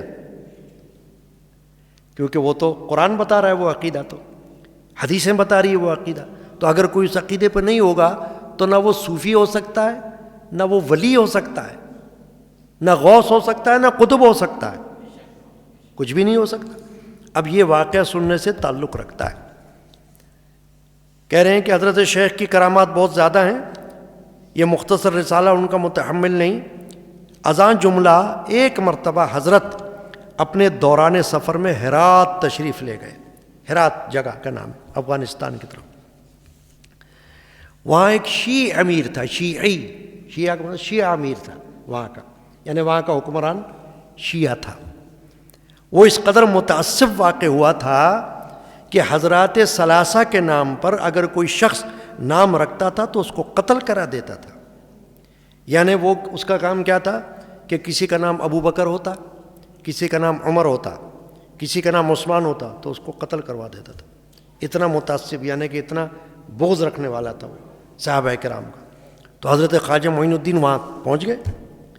اس سے کیا معلوم ہو رہا ہے کہ حضرت خواجہ معین الدین چشتی وہ ہمیں یہ بتا رہے ہیں کہ دیکھو عقیدہ جو ہے وہ سنیت کا ہے، عقیدوں میں عقیدہ اہل سنت و جماعت کا ہے، اسی پر قائم رہنا۔ تو کہہ رہے ہیں کہ وہاں کا امیر شیعہ تھا، وہ اس قدر متعصب واقع ہوا تھا کہ حضرات ثلاثہ یعنی تین ہستیاں، تینوں خلفائے کرام، پہلے ابو بکر صدیق خلیفہ اول، حضرت عمر فاروق خلیفہ دوم، اور حضرت عثمان غنی خلیفہ سوم، فرمایا ان کے نام پر کوئی شخص اپنا نام رکھتا نا یا اس کے ماں باپ نام رکھتے تو یہ ان کو ان افراد کو قتل کروا دیتا تھا۔ حضرت شیخ کا گزر اس کے خاص باغ میں ہوا، وہاں لب حوض تشریف فرما ہوئے، وہ شخص باغ میں آیا، وہ امیر شیعہ امیر باغ میں آ گیا اور حضرت کو لب حوض دیکھ کر غضبناک ہو کر یعنی غصے میں آ گیا، کسی تکلیف دہی کا ارادہ کیا کہ ان کو تکلیف پہنچاؤں۔ حضرت نے اس پر ایک نگاہ ڈالی تو وہ بے ہوش ہو کر گر گیا۔ حضرت نے شیخ نے تھوڑی دیر میں اس پر حوض کا پانی ڈالا، باغ میں حوض تھا نا تالاب، اس کا پانی اس پر ڈالا جس سے وہ ہوش میں آیا۔ لیکن جب ہوش میں آیا تو اس حالت میں ہوا کہ سخت معتقد بن گیا۔ کہاں تو جب آیا تھا تو غضبناک ہو گیا دیکھ کر خواجہ غریب نواز کو، شیخ معین الدین چشتی کو، اور جب وہ بے ہوش ہوا اور ہوش میں آیا تو دنیا بدل گئی اس کی۔ خواجہ غریب نواز کا معتقد ہو گیا اور ماں اپنے اراکین کے حضرت سے بیعت ہو گیا اور خلافت ظاہری اور باطنی سے آپ کا نائب و امیر بنا۔ ایک بڑی رقم نذرانہ کی پیش کرنا چاہی، مگر حضرت نے یہ فرما کر کہ یہ مال تمہارا نہیں ہے، تمہیں حق نہیں پیش کرنے کا، واپس کر دیا۔ اس سفر میں اور بھی بہت سی کرامتیں حضرت سے صادر ہوئیں۔ حضرت تمام سفر سے ہر جگہ کے اکابر و مشائخ سے حصول فیوض کرتے ہوئے 10 محرم 561 ہجری کو اجمیر شریف رونق افروز ہوئے۔ اب پھر آگے لکھ رہے ہیں، وہاں سب سے پہلے مرید حضرت کے میر سید حسین صاحب تھے، جو پہلے مذہب شیعہ رکھتے تھے، بعد میں اس سے تائب ہو کر حضرت سے بیعت ہو گئے۔ خواجہ غریب نواز یعنی پہلے وہ شیعہ تھے، لیکن جب خواجہ غریب نواز کو دیکھ لیا، ان کی خدمت میں حاضر ہو گئے، تو اللہ تعالیٰ نے کچھ ایسا کرم کر دیا کہ اپنے اس شیعہ مذہب سے تائب ہو کر حضرت سے بیعت ہو گئے اور کمال حاصل کیا۔ اس کے بعد ہزارہ خلقت داخل سلسلہ ہوئی۔ سرکار دو عالم حضور اقدس صلی اللہ علیہ وسلم کے حکم پر ہندوستان آپ تشریف لائے۔ اب یہ بھی بڑی اہم بات ہے، اگر حضرت خواجہ غریب نواز یا دیگر اولیاء اللہ اگر وہ صحیح طریقے پر نہ ہوں اور ان کا مسلک درست مسلک نہ ہو، تو آپ خود اندازہ لگا لیں کہ سرکار دو عالم صلی اللہ علیہ وسلم کیسے ان کو حکم فرمائیں گے کہ جاؤ وہاں جا کر تبلیغ کرو۔ حضور کی تائید کیسے حاصل ہوگی ان کو؟ آپ یہ بتاؤ پہلے۔ میں تو یہ کہتا ہوں کہ نبی اکرم صلی اللہ علیہ وسلم کو تو سب روشن ہے نا، اول آخر سب اللہ نے ان کو دکھا دیا، روشن کر دیا ہے، ایسا علم عطا فرما دیا ہے۔ وہ کیوں فرمائیں گے کہ جاؤ اور ہندوستان جاؤ؟ چنانچہ سرکار دو عالم صلی اللہ علیہ وسلم کے اشارے پر آپ ہندوستان تشریف لائے، خواجہ معین الدین چشتی اجمیری، اور وہاں پر آبادی سے باہر ایک جگہ تشریف فرما ہوئے کہ ساربان نے آ کر عرض کیا کہ یہ شاہی اونٹوں کی جگہ ہے، یعنی یہ تو راجہ کے اونٹ یہاں آ کر بیٹھتے ہیں، کیونکہ وہاں اس وقت جو حکومت تھی ہندو راجہ کی تھی، پرتھوی راج اس کا نام تھا، مشہور حکمراں گزرا ہے۔ تو ان کے بادشاہ کے لوگوں نے اس سے آ کر کہا، حضرت خواجہ سے آ کر کہا کہ یہ تو اونٹوں کے بیٹھنے کی جگہ ہے بادشاہ کے، آپ یہاں سے اٹھ جاؤ، کہیں اور جا کر اپنا ٹھکانہ کرو۔ تو آپ رانا ساگر نامی تالاب کے قریب تشریف لے گئے اور وہاں جا کر تشریف فرما ہو گئے۔ رانا ساگر مشہور جگہ ہے وہ، لیکن آپ کے جانے کے بعد اونٹ اپنی جگہ کچھ ایسے سل گئے کہ اٹھ نہ سکے، یعنی ایک طرح کی کرامت ظاہر ہوئی کہ اونٹ بیٹھے تھے نا، انہوں نے بٹھا دیا اونٹوں کو کہ آپ اٹھ جاؤ خواجہ معین الدین، آپ یہاں سے اٹھ جاؤ، اونٹوں کے بیٹھنے کی جگہ اونٹ کو بٹھا دیا، اور ہمارے اونٹ بیٹھ تو گئے لیکن اب ساربان اٹھا رہے ہیں تو اٹھتے نہیں۔ انہوں نے پرتھوی راجہ کو جا کر یہ قصہ سنایا اور یہ شکایت بیان کی۔ اس نے کہا کہ اس کے بغیر کوئی چارہ نہیں کہ اس درویش کے پاس جاؤ اور جا کر پاؤں پکڑ لیے جائیں ان کے۔ راجہ خود بھی بہت سے زکی اٹھا چکا تھا، جس ساحر جادوگر کو بلاتا وہی نہ صرف ناکام بلکہ حضرت کا معتقد مرید ہو جاتا تھا۔ تو چنانچہ انہوں نے آ کر وہاں حضرت خواجہ معین الدین چشتی سے معذرت کی، معافی طلب کی جب حضرت نے ان کو معافی کا اظہار فرما دیا تو اونٹ اپنی جگہ سے اٹھ گئے. یہ کرامت کتابوں میں بہت مشہور و معروف ملتی ہے. حضرت خواجہ قطب الدین یہ کون ہے؟ حضرت خواجہ معین الدین چشتی کے مرید و خلیفہ ہیں. اول مرید و خلیفہ کئی خلفاء میں سے پہلے مشہور و معروف خلیفہ خواجہ قطب الدین بختیار کاکی. کیونکہ سلسلہ خواجہ غریب نواز کا کس طرح چل رہا ہے کہ خواجہ غریب نواز کے پیر و مرشد خواجہ عثمان ہارونی، ان کے پیر و مرشد حضرت خواجہ شریف زندنی، اور ان کے مرشد خواجہ ابو مودود چشتی، ان سب کا ذکر یہ زکریا مولانا زکریا مہاجر مدنی نے اپنی کتاب میں کیا ہے تذکرہ مشائخ چشت میں. اس لیے میں نے اہم بات آپ کو بتائی بات کہ اس موجودہ زمانے میں یہ باتیں بطور دلیل کے کام آتی ہیں، ثبوت کے طور پر.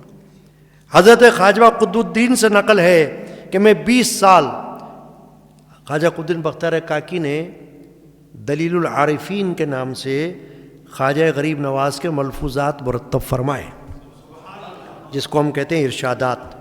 ٹھیک ہے نا، کہ ایک مرتبہ یہ فرمایا، ایک مرتبہ وہ فرمایا، کبھی یہ ارشاد فرمایا، کبھی وہ ارشاد فرمایا. اس کو ہم کہتے ہیں ملفوظات.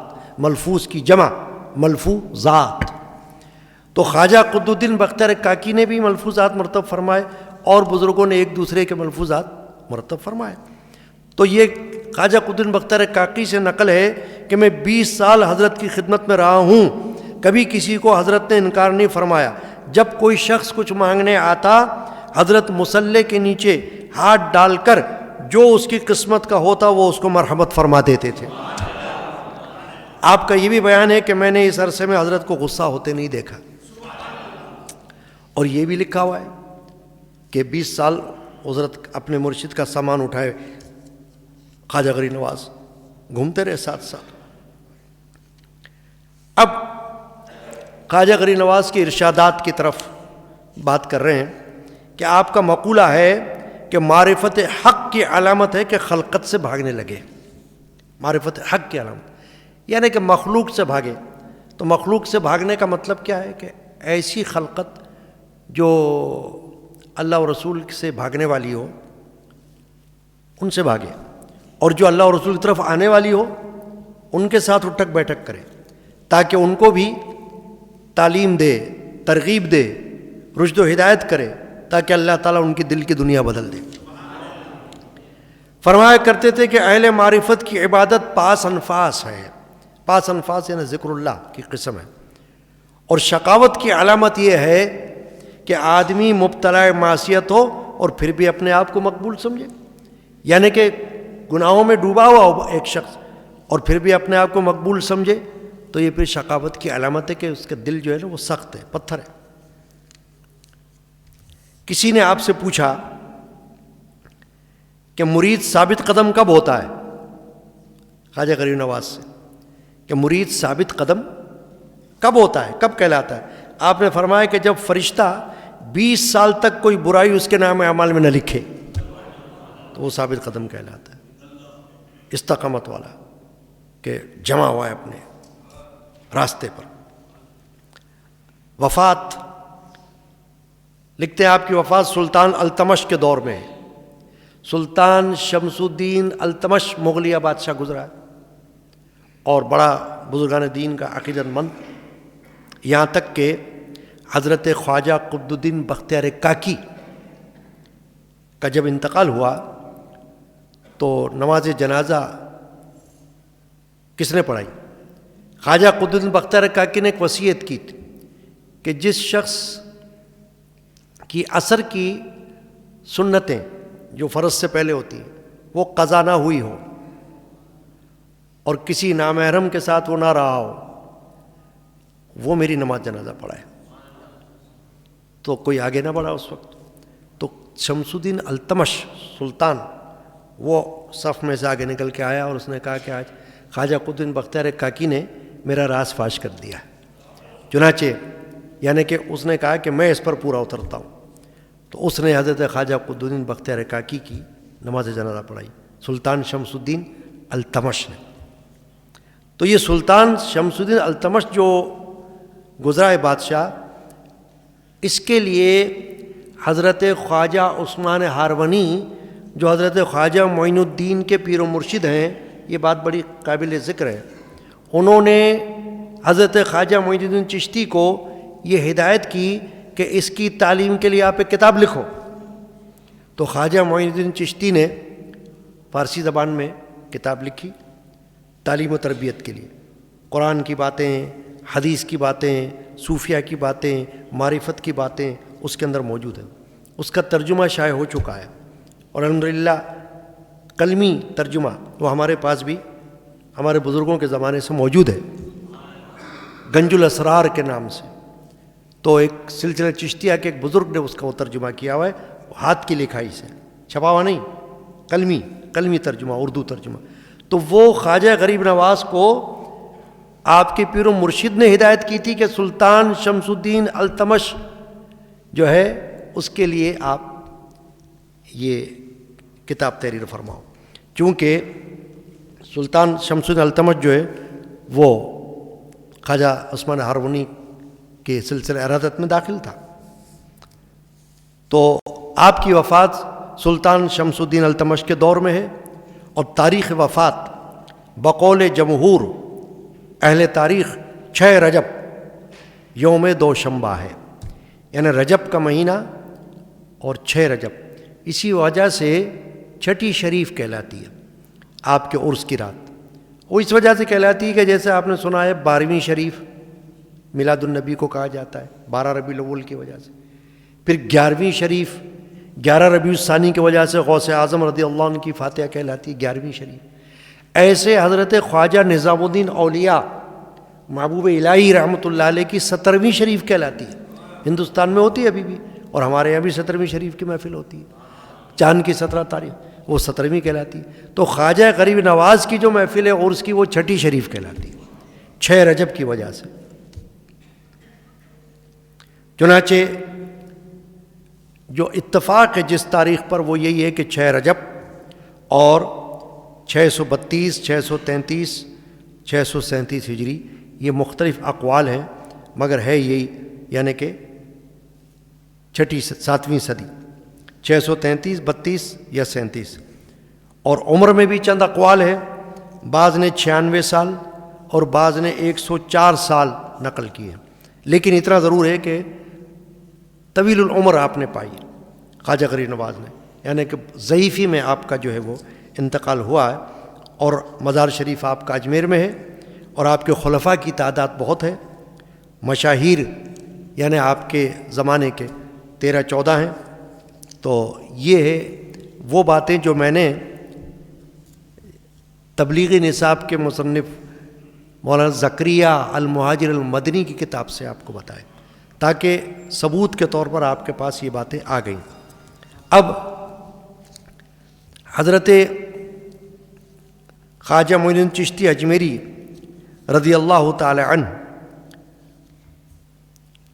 کے خلفاء میں خواجہ قطب الدین بختیار کاکی اوشی چشتی، خواجہ فخر الدین چشتی جو آپ کے بیٹے بھی تھے، حضرت شیخ حمید الدین ناگوری چشتی، حضرت شیخ وجی الدین چشتی، حضرت شیخ حمید الدین صوفی ناگوری اور دیگر بزرگان دین ہیں۔ اور حضرت خواجہ غریب نواز نے جس ہندو کو جس کا نام دیو تھا اس کو مسلمان کیا، اور وہ خواجہ کا مرید بھی ہو گیا اور بڑے مرتبے پر پہنچا، اس کا نام آپ نے رکھا تھا عبداللہ چشتی۔ حضرت خواجہ معین الدین چشتی نے اس کا نام جو اسلام میں تبدیل کیا تو رکھا عبداللہ چشتی۔ جے پال جوگی کہلاتا تھا وہ، جے پال جوگی۔ تو راجہ نے بھیجا تھا مقابلے کے لیے خواجہ غریب نواز کے، لیکن بجائے مقابلہ کے وہ خود معتقد ہو گیا، اور اس کا نام خواجہ صاحب نے عبداللہ چشتی رکھا، وہ بھی آپ کا خلیفہ کہلاتا ہے۔ تو یہ آپ کے خلفاء کے نام ہیں۔ اور تعلیمات میں ایک چیز حضرت خواجہ غریب نواز نے اپنے پیر و مرشد کے حوالے سے فرمائی کہ میرے پیر و مرشد خواجہ عثمان ہارونی کا یہ قول ہے کہ فقیر میں 3 صفات ہونا ضروری ہے، 3 خوبیاں۔ ایک یہ کہ سورج کی صفت، کہ جیسے سورج ہے وہ ہر ایک کو روشنی پہنچاتا ہے، مسلمان ہو یا غیر مسلم، سورج کی روشنی سب کے لیے۔ تو فرمایا ایک صفت اس میں یہ ہونی چاہیے کہ جو اس کے پاس آئے اس کو فیض پہنچائے، روشنی پہنچائے، کیونکہ کایا پلٹنا یہ اللہ کا کام ہے، انقلاب دل میں پیدا کر دینا یہ اللہ کا کام ہے، ہدایت دل میں دے دینا یہ اللہ کا کام ہے۔ مگر بزرگان دین صوفِ اعظام ان کا کام یہ ہے کہ تعلیم دیں اس کو۔ تو ایک تو سورج کی صفت، دوسرے یہ فرمایا کہ پانی کی صفت، سمندر کی صفت، کہ جیسے سمندر ہے ہر ایک کو سیراب کرتا ہے۔ سمندر یہ نہیں پوچھتا کہ تیرا مذہب کیا ہے، تیرا مسلک کیا ہے، تیرا دین کیا ہے، تو جو بھی پانی پینا چاہے، انسان بھی پانی پی لیتا ہے، حیوان بھی پانی پی لیتا ہے۔ تو فرمایا ایک صفت فقیر کے اندر یعنی اللہ والے کے اندر یہ بھی ہونی چاہیے، اور ایک صفت فرمایا مٹی، خاک، جس کا مطلب ہے خاکساری، عاجزی، یعنی اپنی ہستی کو مٹانا، نیستی کی منزل، نیستی صوفیہ کے اصطلاح کہلاتی۔ تصوف کے درس میں گزشتہ اتوار کو میں نے اس پر بھی روشنی ڈالی تھی لیکچر میں کہ نیستی کیا ہوتی ہے، کہ اپنے آپ کی ہستی کو مٹا دینا۔ تو فرمایا کہ خاک کی صفت ہونی چاہیے کہ اس کے اندر ایسی خاکساری پیدا ہونی چاہیے، غرور نہ ہو۔ یہ حضرت خواجہ غریب نواز کی کچھ تعلیمات کے حوالے سے۔ ایک یہ ہے کہ آپ کی تاکید تھی کہ قرآن مجید کا علم اور اس کی تلاوت، کیونکہ آپ خود حافظ قرآن تھے خواجہ غریب نواز، بڑی کم عمر میں آپ نے قرآن مجید حفظ کیا، دیگر علوم دین کے حاصل فرمائے، جیسے آج درس نظامی ہوتا ہے ایسے آپ نے حاصل کیے دین کے علوم۔ تو آپ کی تاکید تھی کہ قرآن مجید کی تلاوت کرتے رہو، اور وہ اس کو بڑی عبادت قرار دیتے تھے۔ اس سلسلے میں ایک واقعہ یہ بیان کیا جاتا ہے کہ سلطان محمود غزنوی کو، یہ بھی ایک بادشاہ گزرا ہے محمود غزنوی، اس کو انہوں نے خواب میں ایک مرتبہ دیکھا تو پوچھا کہ تمہارے ساتھ کیا معاملہ پیش آیا مرنے کے بعد؟ اس نے جواب دیا کہ ایک رات میں کسی جگہ مہمان تھا، کسی گھر میں کسی جگہ مہمان تھا، وہاں طاق میں قرآن مجید کا ایک ورق رکھا ہوا تھا، قرآن مجید کا ایک صفحہ، پیج وہ رکھا ہوا تھا۔ میں نے اس کا دل سے بڑا احترام کیا، بڑا اس کا ادب کیا، یعنی بوسہ دیا ہوگا، چوما ہوگا، بڑا احترام، دل سے۔ عقیدت کا تعلق اصل میں دل سے ہوتا ہے۔ ایک تو ہے نا ظاہری طور پر عقیدت، اور ظاہری طور پر اگر کوئی رسم کے مطابق کچھ کر بھی لے، لیکن جب تک دل ایمان والا نہ ہو وہ بات نہیں بنتی۔ تو اس نے اس وقت جو کیا ہوگا دل سے کیا ہوگا۔ تو اس نے کہا کہ میں نے دیکھا کہ طاق میں قرآن مجید کا ایک ورق رکھا ہوا تھا، میں نے اس کا دل سے بڑا احترام کیا اور بڑی عقیدت کا اظہار کیا، اسی ادب کی وجہ سے اللہ نے مجھ کو بخش دیا۔ تو حضرت خواجہ معین الدین چشتی کی ایک بہت بڑی تعلیم کیا ہے، بڑی عمدہ تعلیم فرما رہے ہیں کہ 5 باتیں جو عبادت کا درجہ رکھتی ہیں۔ بڑی بات ہے، بڑی اہم بات ہے جو آپ سن رہے ہیں کہ 5 باتیں یعنی 5 اعمال عبادت کا ثواب رکھتے ہیں۔ فرمایا والدین کی خدمت، ایک یہ فرمایا کہ اپنے ماں باپ کی خدمت، ماں باپ کا ساتھ حسن سلوک، کیونکہ قرآن کا فیصلہ ہے، وہ تو قرآن نے حکم دیا ہے، براہ راست حکم دیا ہے اولاد کو کہ ماں باپ کے ساتھ نیک سلوک، ماں باپ کے ساتھ اچھا رویہ، ماں باپ کی فرما برداری یا ماں باپ کی خدمت سب آ گئی اس میں۔ تو فرمایا ماں باپ کی خدمت نمبر 1، نمبر 2 قرآن مجید کی تلاوت، کہ جیسا جیسا موقع ہو قرآن مجید کی تلاوت کرو۔ اب قرآن مجید کی تلاوت جو ہے وہ ہر ایک بندہ عربی تو جانتا نہیں، تلاوت تو کر رہا ہے، وہ سمجھتا تو کچھ نہیں ہے، مگر کبھی یہ وسوسہ دل میں نہ آئے کہ چونکہ میں سمجھتا نہیں ہوں تو مجھے کیا ثواب ملے گا، نہ۔ قرآن مجید وہ نعمت ہے اللہ کی، وہ ہدایت کا سرچشمہ ہے کہ کوئی کخ بھی نہ سمجھتا ہو، کچھ بھی نہ سمجھتا ہو، لیکن صرف تلاوت کر رہا ہے، تو تلاوت بھی اس کو اجر و ثواب سے محروم نہیں رکھتی، اس کو ثواب ملے گا۔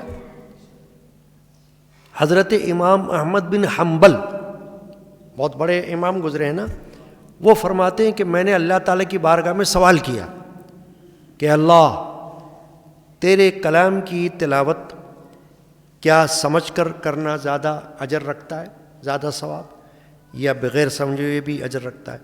تو حکم آیا اللہ کی طرف سے کہ دونوں طرح سے ثواب ہے. کوئی سمجھ کے کر رہا ہو تو ہے ہی، لیکن کوئی بے سمجھی میں بھی تلاوت کر رہا ہے نا تو بھی ثواب سے خالی نہیں ہے، یعنی بیکار نہیں ہے قرآن مجید کی تلاوت. ایک ایک حرف کا ثواب ہوتا ہے، نیکی ہوتی ہے. ٹھیک ہے نا. تو ایک حدیث پاک میں بتا دیتا ہوں کہ نبی اکرم صلی اللہ علیہ وسلم نے فرمایا کہ الف لام میم، الف لام میم 3 حروف ہے نا، یہ حروف مقطعات کہلاتے ہیں.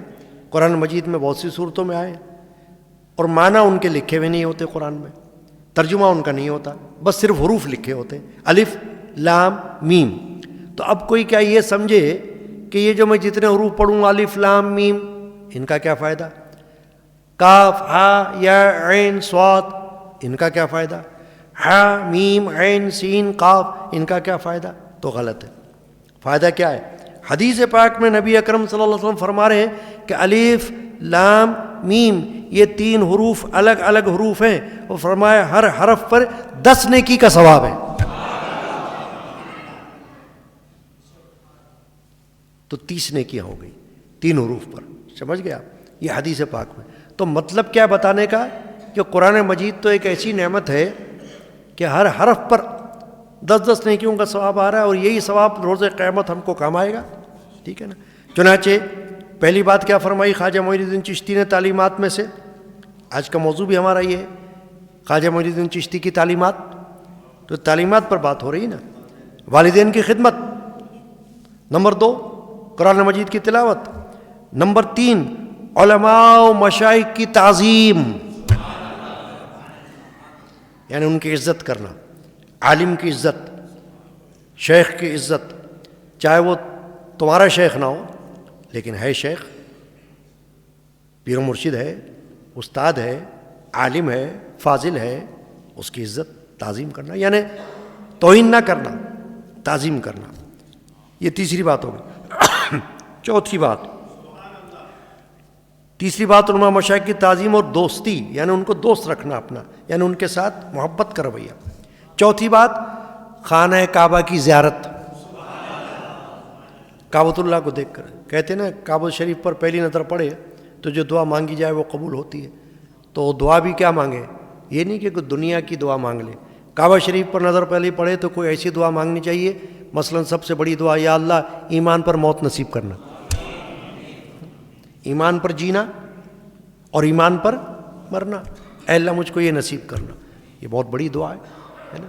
بھائی ساری زندگی کوئی بندہ مسلمان رہے، مثال دے رہا ہوں سمجھنے کے لیے، اور خدا نہ خواستہ مرنے سے پہلے اسلام سے باہر ہو جائے، بگڑ جائے، تو کیا ہوا؟ وہ سب بیکار ہو گیا.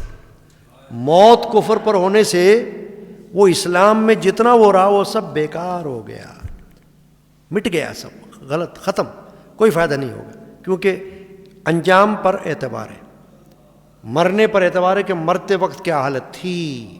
ٹھیک ہے نا. یہ فیصلہ انجام پر ہے منحصر، اے غنی سب کچھ یہاں ہو جائے گا. میرے خاندان کے بزرگ حضرت صوفی صاحب غنی رحمۃ اللہ علیہ کے کلام کا شعر ہے. ٹھیک ہے نا.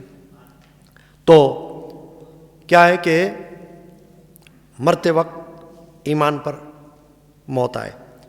اسی طرح اگر کوئی ساری زندگی کافر تھا اور مرنے سے پہلے مسلمان ہو گیا تو اس کا مطلب ہے کہ وہ اس کی موت ایمان پر ہوئی. بھلے ساری زندگی کافر تھا، مشرک تھا، منافق تھا، کچھ بھی تھا، ایسا تھا ویسا تھا، جو کچھ بھی تھا، لیکن غیر مسلم رہا مگر مرنے سے پہلے مسلمان ہو گیا، کلمہ پڑھ لیا تھا، تو پھر سمجھو اس کے سارے گناہ بخشے گئے. تو خانہ کعبہ کی زیارت، یہ چوتھی بات فرمائی. اور پانچویں بات، جس کا جی چاہے کتابوں میں دیکھ لے خواجہ غریب نواز کی تعلیم. پانچویں بات اپنے پیر کی خدمت. کسی کو بھی شک ہو نا تو میرے پاس آ جائے، بتا دوں گا، دیکھ لو یہ تعلیم، میں اپنی طرف سے تھوڑی بول رہا ہوں.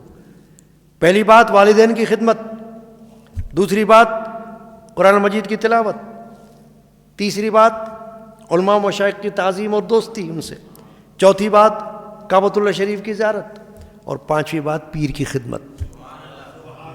فرمایا یہ عبادت کا درجہ رکھتی ہے، کیونکہ نیک نیتی آ گئی نا، اللہ واسطے جو خدمت کرتا ہے، خدمت میں بھی یہ بات ہے اور مریدی میں بھی یہ بات ہے۔ یہ تو میں اکثر بتاتا بھی رہتا ہوں کہ دیکھو مریدی بھی اللہ کے واسطے کام آئے گی، اللہ ہی کے واسطے اگر ہوگی تو، کہ محض یہ سوچ کر کے اللہ خوش ہوگا، اللہ کی رضا ہوگی، اللہ کی عبادت کا ذوق شوق ملے گا، یعنی اللہ کی رضا کے حصول میں جو مریدی کرتا ہے اس کو کہتے ہیں اللہ واسطے کی مریدی۔ میرے جد امجد حضرت مولانا شاہ محمد غلام رسول قادری رحمۃ اللہ علیہ نے اپنے محفل میں یہ فرمایا اپنے اہل حلقہ سے کہ آپ لوگ میرے اللہ واسطے کے دوست ہو۔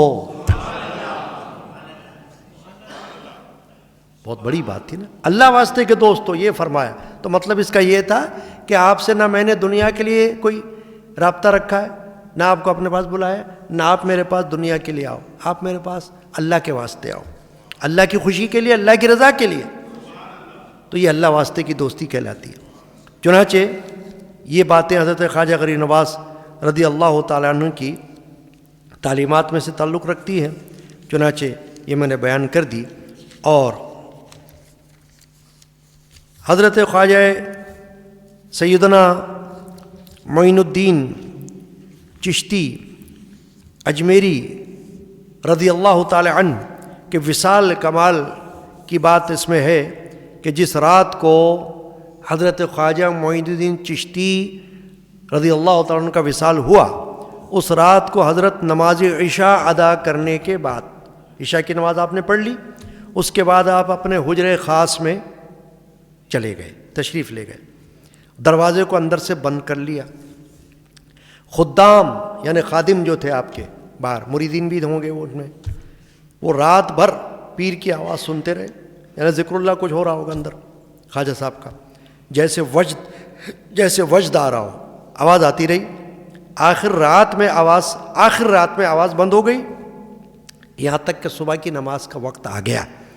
باہر سے خدام نے دستک دی اور پکارا لیکن جواب نہ ملا، تو کسی طرح دروازہ کھولا، تب لوگوں نے دیکھا کہ حضرت وصال فرما چکے ہیں، یعنی آپ اللہ کی بارگاہ میں پہنچ گئے۔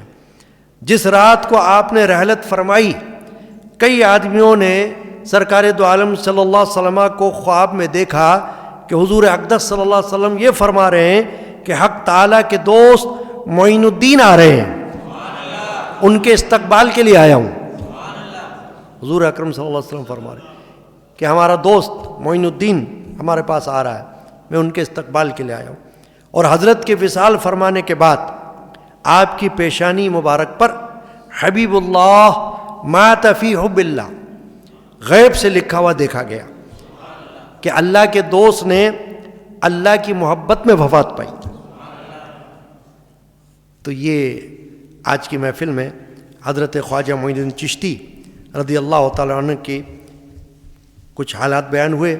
پہلے میں نے ایک منقبت شریفہ پیش کی حضرت سید مرشد جدی رحمۃ اللہ علیہ کی، اس کے بعد میں نے آپ کو وہ اشعار سنائے جو ہمارے حضرت نے دوران سفر اجمیر شریف کے سفر میں جو کسی کو دیکھا، ایک بدعقیدہ شخص کو جو پہلے بدعقیدہ تھا پھر اس کا عقیدہ صحیح ہو گیا، اس کو اشعار میں آپ نے بنایا، وہ آپ نے سنا۔ اور اب ایک منقبت شریفہ ہے جو کہ میں نے لکھا تھا، میں ویسے اپنے لکھی ہوئی کلام بہت کم پڑھتا ہوں، آپ کو بھی پتہ ہوگا، زیادہ تر تو میں اپنے مشائخ کے کلام پڑھتا ہوں، یا اپنے والد کا کلام پڑھتا ہوں، یا اپنے تایا کا کلام پڑھتا ہوں، یا اپنے دادا کا کلام پڑھتا ہوں، یا اپنے والد کے نانا کا کلام پڑھتا ہوں۔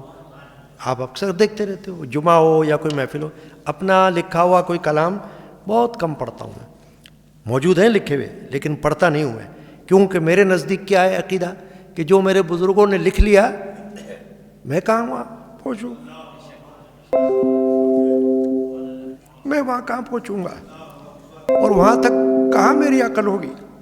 تو اسی لیے میرا عقیدہ ہے کہ جو کچھ انہوں نے فرمایا میں اس کی تعلیم کو عام کرنا چاہتا ہوں، تو اسی لیے اکثر ان کے کلام پڑھتا ہوں۔ تو یہ آج ایک چند اشعار جو میں نے لکھے، اور ظاہر ہے کہ ابھی تو نہیں لکھے، یہ 2006 میں کتاب چھپی تھی مدحت رسول کے نام سے میری، جس میں حمد، نعت، منقبت وغیرہ موجود ہیں، اسی میں یہ چھپی ہوئی ہے۔ 2006 کے بعد تو لکھی نہیں، اسی سے پہلے کی ہوگی یا اسی سن کی ہوگی، تو وہ ہم 2-4 اشعار پڑھ کر دعائے خیر ہو جائے گی۔ درود شریف پڑھ لیے۔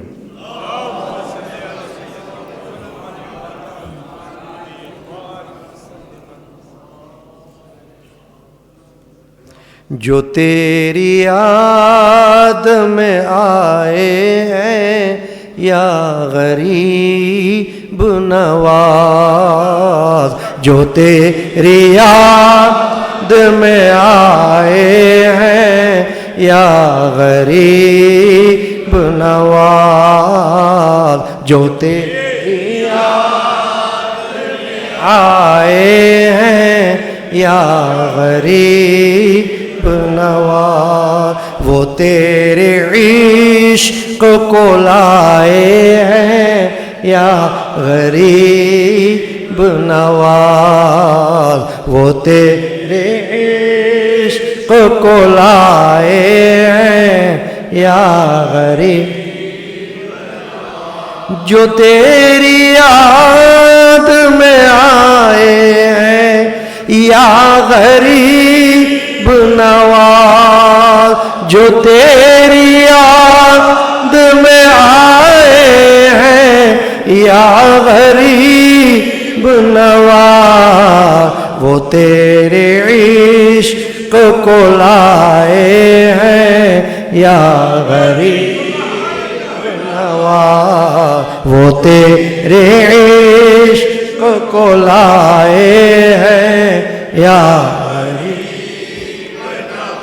نہیں، وہ لوٹیں گے خالی تمہارے در سے کبھی نہیں، وہ لوٹیں گے خالی تمہارے در سے کبھی، جو تم پہ نظر جمائے ہیں یا غریب نواز، جو تم پہ نظر جمائے ہیں یا غریب نواز، جو تیری یاد میں آئے ہیں یا غریب نواز، وہ تیرے عشق کو لائے ہیں،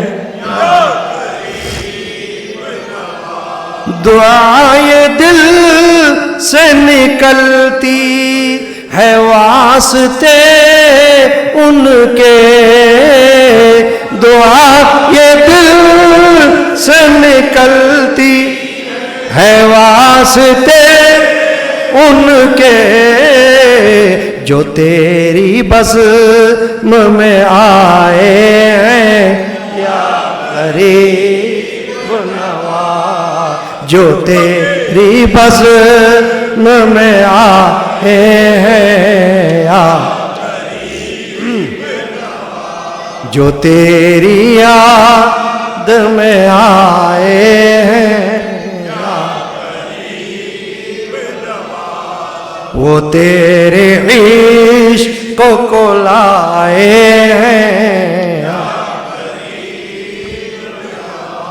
نہ کیوں ہو نام پہ قربان ہم ایسے مرشد کے، نہ کیوں ہو نام پہ قربان ہم ایسے مرشد کے، تمہاری راہ جو بتائے ہیں یا غریب نواز، تمہاری راہ بتائے ہیں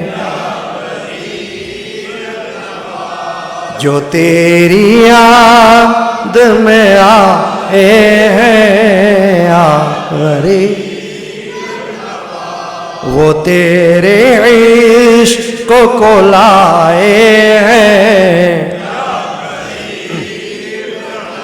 تمہارے نام سے ان کو سکون مل جائے تمہارے نام سے ان کو سکون مل جائے تمہارے نام سے ان کو سکون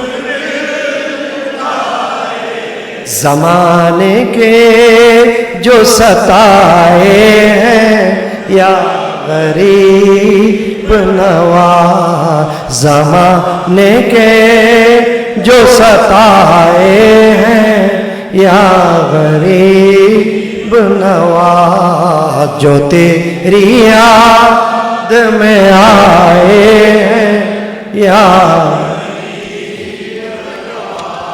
وہ تیرے عشق کو لائے ہیں فرید اور یہ سب اہل حلقہ خوش ہیں آج فرید اور یہ سب اہل حلقہ خوش ہیں آج تمہارا فیض جو پائے یا غریب نواز تمہارا فیض جو پائے یا غریب نواز جو تیری یاد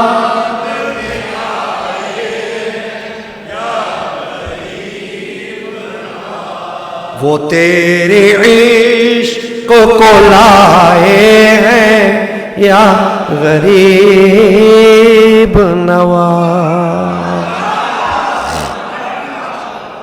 سبحان اللہ و بحمدہ سبحان اللہ العظیم باری تعالی ہماری آج کی اس حاضری کو اہل حلقہ کی طرف سے مجھ فقیر گناہگار سمیت خواتین و حضرات سمیت اپنی بارگاہ میں قبول فرمائے جن جن خواتین و حضرات نے آج کے لنگر شریف میں حصہ لے لیا اللہ تعالیٰ ان کی طرف سے قبول فرمائے حضرت خواجہ غریب نواز کی بارگاہ سے ان کو فیض برکت کشادگی فراخی عطا فرمائے آمین اللہم ربنا آمین مسجد کے اخراجات کے لیے خادمین حاضر ہوں گے اللہ تعالیٰ تعاون خیر کی توفیق عطا فرمائے مجھ گناہگار کے صحت شفا کے لیے دعا کی درخواست عاطف قادری گھر والوں کے لیے صحت شفا کی کاروبار کے لیے دعا کی درخواست عباسی صاحب کے آنکھوں کی روشنی کے لیے دعا کی درخواست خیر النساء قادری کے آنکھوں کی روشنی کے لیے دعا کی درخواست اسکول کے اسٹاف کے لیے دعا کی درخواست عائشہ شوکت گھر والوں کے لیے صحت شفا کی درخواست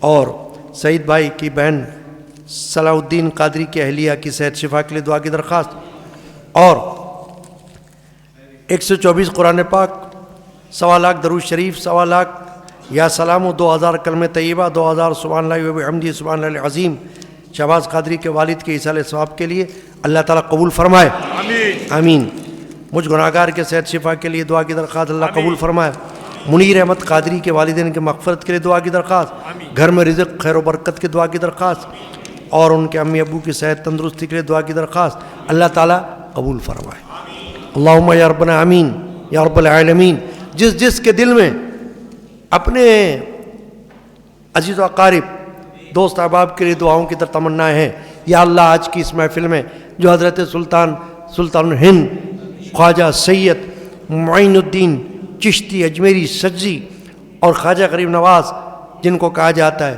ان کی برکت سے یا اللہ سب کی دعائیں قبول فرما ان کے وسیلے سے قبول فرما اللہم یا رب العالمین تمام حضرات 3 بار سورہ فاتحہ اخلاص اور 1 بار سورۃ الفاتحہ تلاوت فرما لیں اعوذ باللہ من الشیطان الرجیم بسم اللہ الرحمن الرحیم قل واللہ احد اللہ الصمد لم یلد ولم یولد ولم یکن له کفوا احد قل هو اللہ احد اللہ الصمد لم یلد ولم یولد ولم یکن له کفوا احد قل هو اللہ احد اللہ الصمد لم یلد ولم یولد ولم یکن له کفوا احد بسم اللہ الرحمن الرحیم الحمد للہ رب العالمین الرحمن الرحیم مالک یوم الدین ایاک نعبد وإياك نستعين اهدنا الصراط المستقيم صراط الذین انعمت علیہم غیر المغضوب علیہم ولا الضالین ببرکۃ ان اللہ وملائکتہ یصلون علی النبی یا ایھا الذین آمنوا صلوا علیہ وسلموا تسلیما وعلی آلہ وصحبہ واہل بیتہ اجمعین یا اللہ یا رحیم یا رحمان۔ آج کے اس محفل عرس خواجہ غریب نواز کی حاضری کو خواتین و حضرات چھوٹوں بڑوں سب کی طرف سے قبول فرما۔ جو کچھ پیش کیا گیا ہے ان کے ارشادات، ان کے حالات، ان کی کرامات، ان کی تعلیمات اور صلاۃ و سلام، نظر و نیاز، منقبت شریفہ، یا اللہ یہ سب قبول فرما، آمین۔ اے اللہ جو کچھ ہم نے پیش کیا اس کو حضور نبی کریم رؤوف رحیم صلی اللہ علیہ وآلہ وسلم کی بارگاہ اقدس میں نظر فرما۔ تمام صحابہ کرام، اہل بیت اعظام، تابعین تبع تابعین، اولیاء کاملین رضی اللہ عنہ اجمعین کی بارگاہ اقدس میں نظر فرما۔ سیدنا غوث الاعظم محبوب سبحانی رضی اللہ عنہ کی بارگاہ میں نظر فرما۔ حضرت خاص کر حضرت خواجہ سید معین الدین چشتی اجمیری خواجہ غریب نواز رضی اللہ عنہ کی بارگاہ میں نظر فرما۔ حضرت خواجہ عثمان ہارونی رضی اللہ عنہ کی بارگاہ میں نظر فرما۔ حضرت خواجہ قطب الدین بختیار کاکی رضی اللہ عنہ کی بارگاہ میں نظر فرما۔ حضرت خواجہ سلطان المشائخ نظام الاولیاء محبوب الہی رضی اللہ عنہ کی بارگاہ میں نظر فرما۔ حضرت خواجہ بابا فرید الدین گنج شکر رضی اللہ عنہ کی بارگاہ میں نظر فرما۔ حضرت خواجہ امیر خسرو رضی اللہ عنہ کی بارگاہ میں نظر فرما۔ یا اللہ جتنے خواجگان چشت ہیں حضرت صابر کلیری رضی اللہ عنہ کی بارگاہ میں نظر فرما۔ یا اللہ تمام خواجگان کی بارگاہ میں اس کو نظر فرما اور سب کا فیض ہم کو نصیب کر۔ یا اللہ سب کا فیض و عطا ہم کو نصیب کر، آمین۔ ان کے وسیلے سے ہماری حاجتیں پوری فرما۔ یا اللہ ہمارے مرشدان پاک حضرت صوفی سے عبد الغنی رحمۃ اللہ علیہ، حضرت مولانا شاہ محمد غلام رسول قادری رحمۃ اللہ علیہ، والد ماجد مولانا صاحبزادہ علم الدین القادری رحمۃ اللہ علیہ، صاحبزادہ بشیر احمد مغفی رحمۃ اللہ علیہ، یا اللہ سب کی ارواح کو ثواب پہنچ۔ اللہ ہمارے عزیز و اقارب، ہمارے دوست احباب، ہمارے پیر بھائی بہنیں جو جو تیری بارگاہ میں پہنچ گئے ہیں ان کی ارواح کو ثواب پہنچا۔ یا اللہ ان کی قبروں کو جنت کا گلزار بنا، ان کو جنت الفردوس میں اعلیٰ مقام عطا۔ یا اللہ یا اللہ یا اللہ نبی کریم صلی اللہ علیہ وسلم کی انہیں شفاعت نصیب کر، حضور غوث الاعظم رضی اللہ عنہ کی ان کو حمایت نصیب کر۔ یا اللہ ہم سب کا خاتمہ ایمان پر، سب کا خاتمہ ایمان پر فرما، سب کا خاتمہ ایمان پر فرما۔ یا اللہ ہمیں اپنے مرشدان پاک کی بارگاہ میں استقامت نصیب کر، ہمیں جمائے رکھ، ہمیں لگائے رکھ، آمین۔ ثابت قدمی عطا کر اللہم یا رب العالمین۔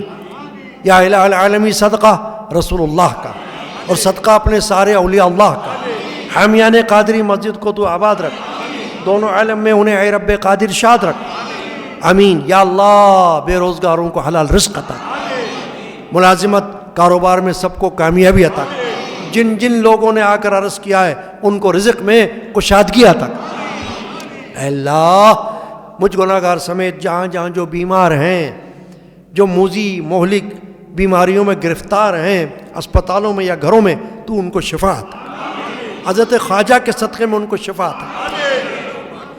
حضرت امام علیہ سنت اعلیٰ حضرت الشاہ احمد رضا خان رحمۃ اللہ علیہ کی بات یاد آ رہی ہے۔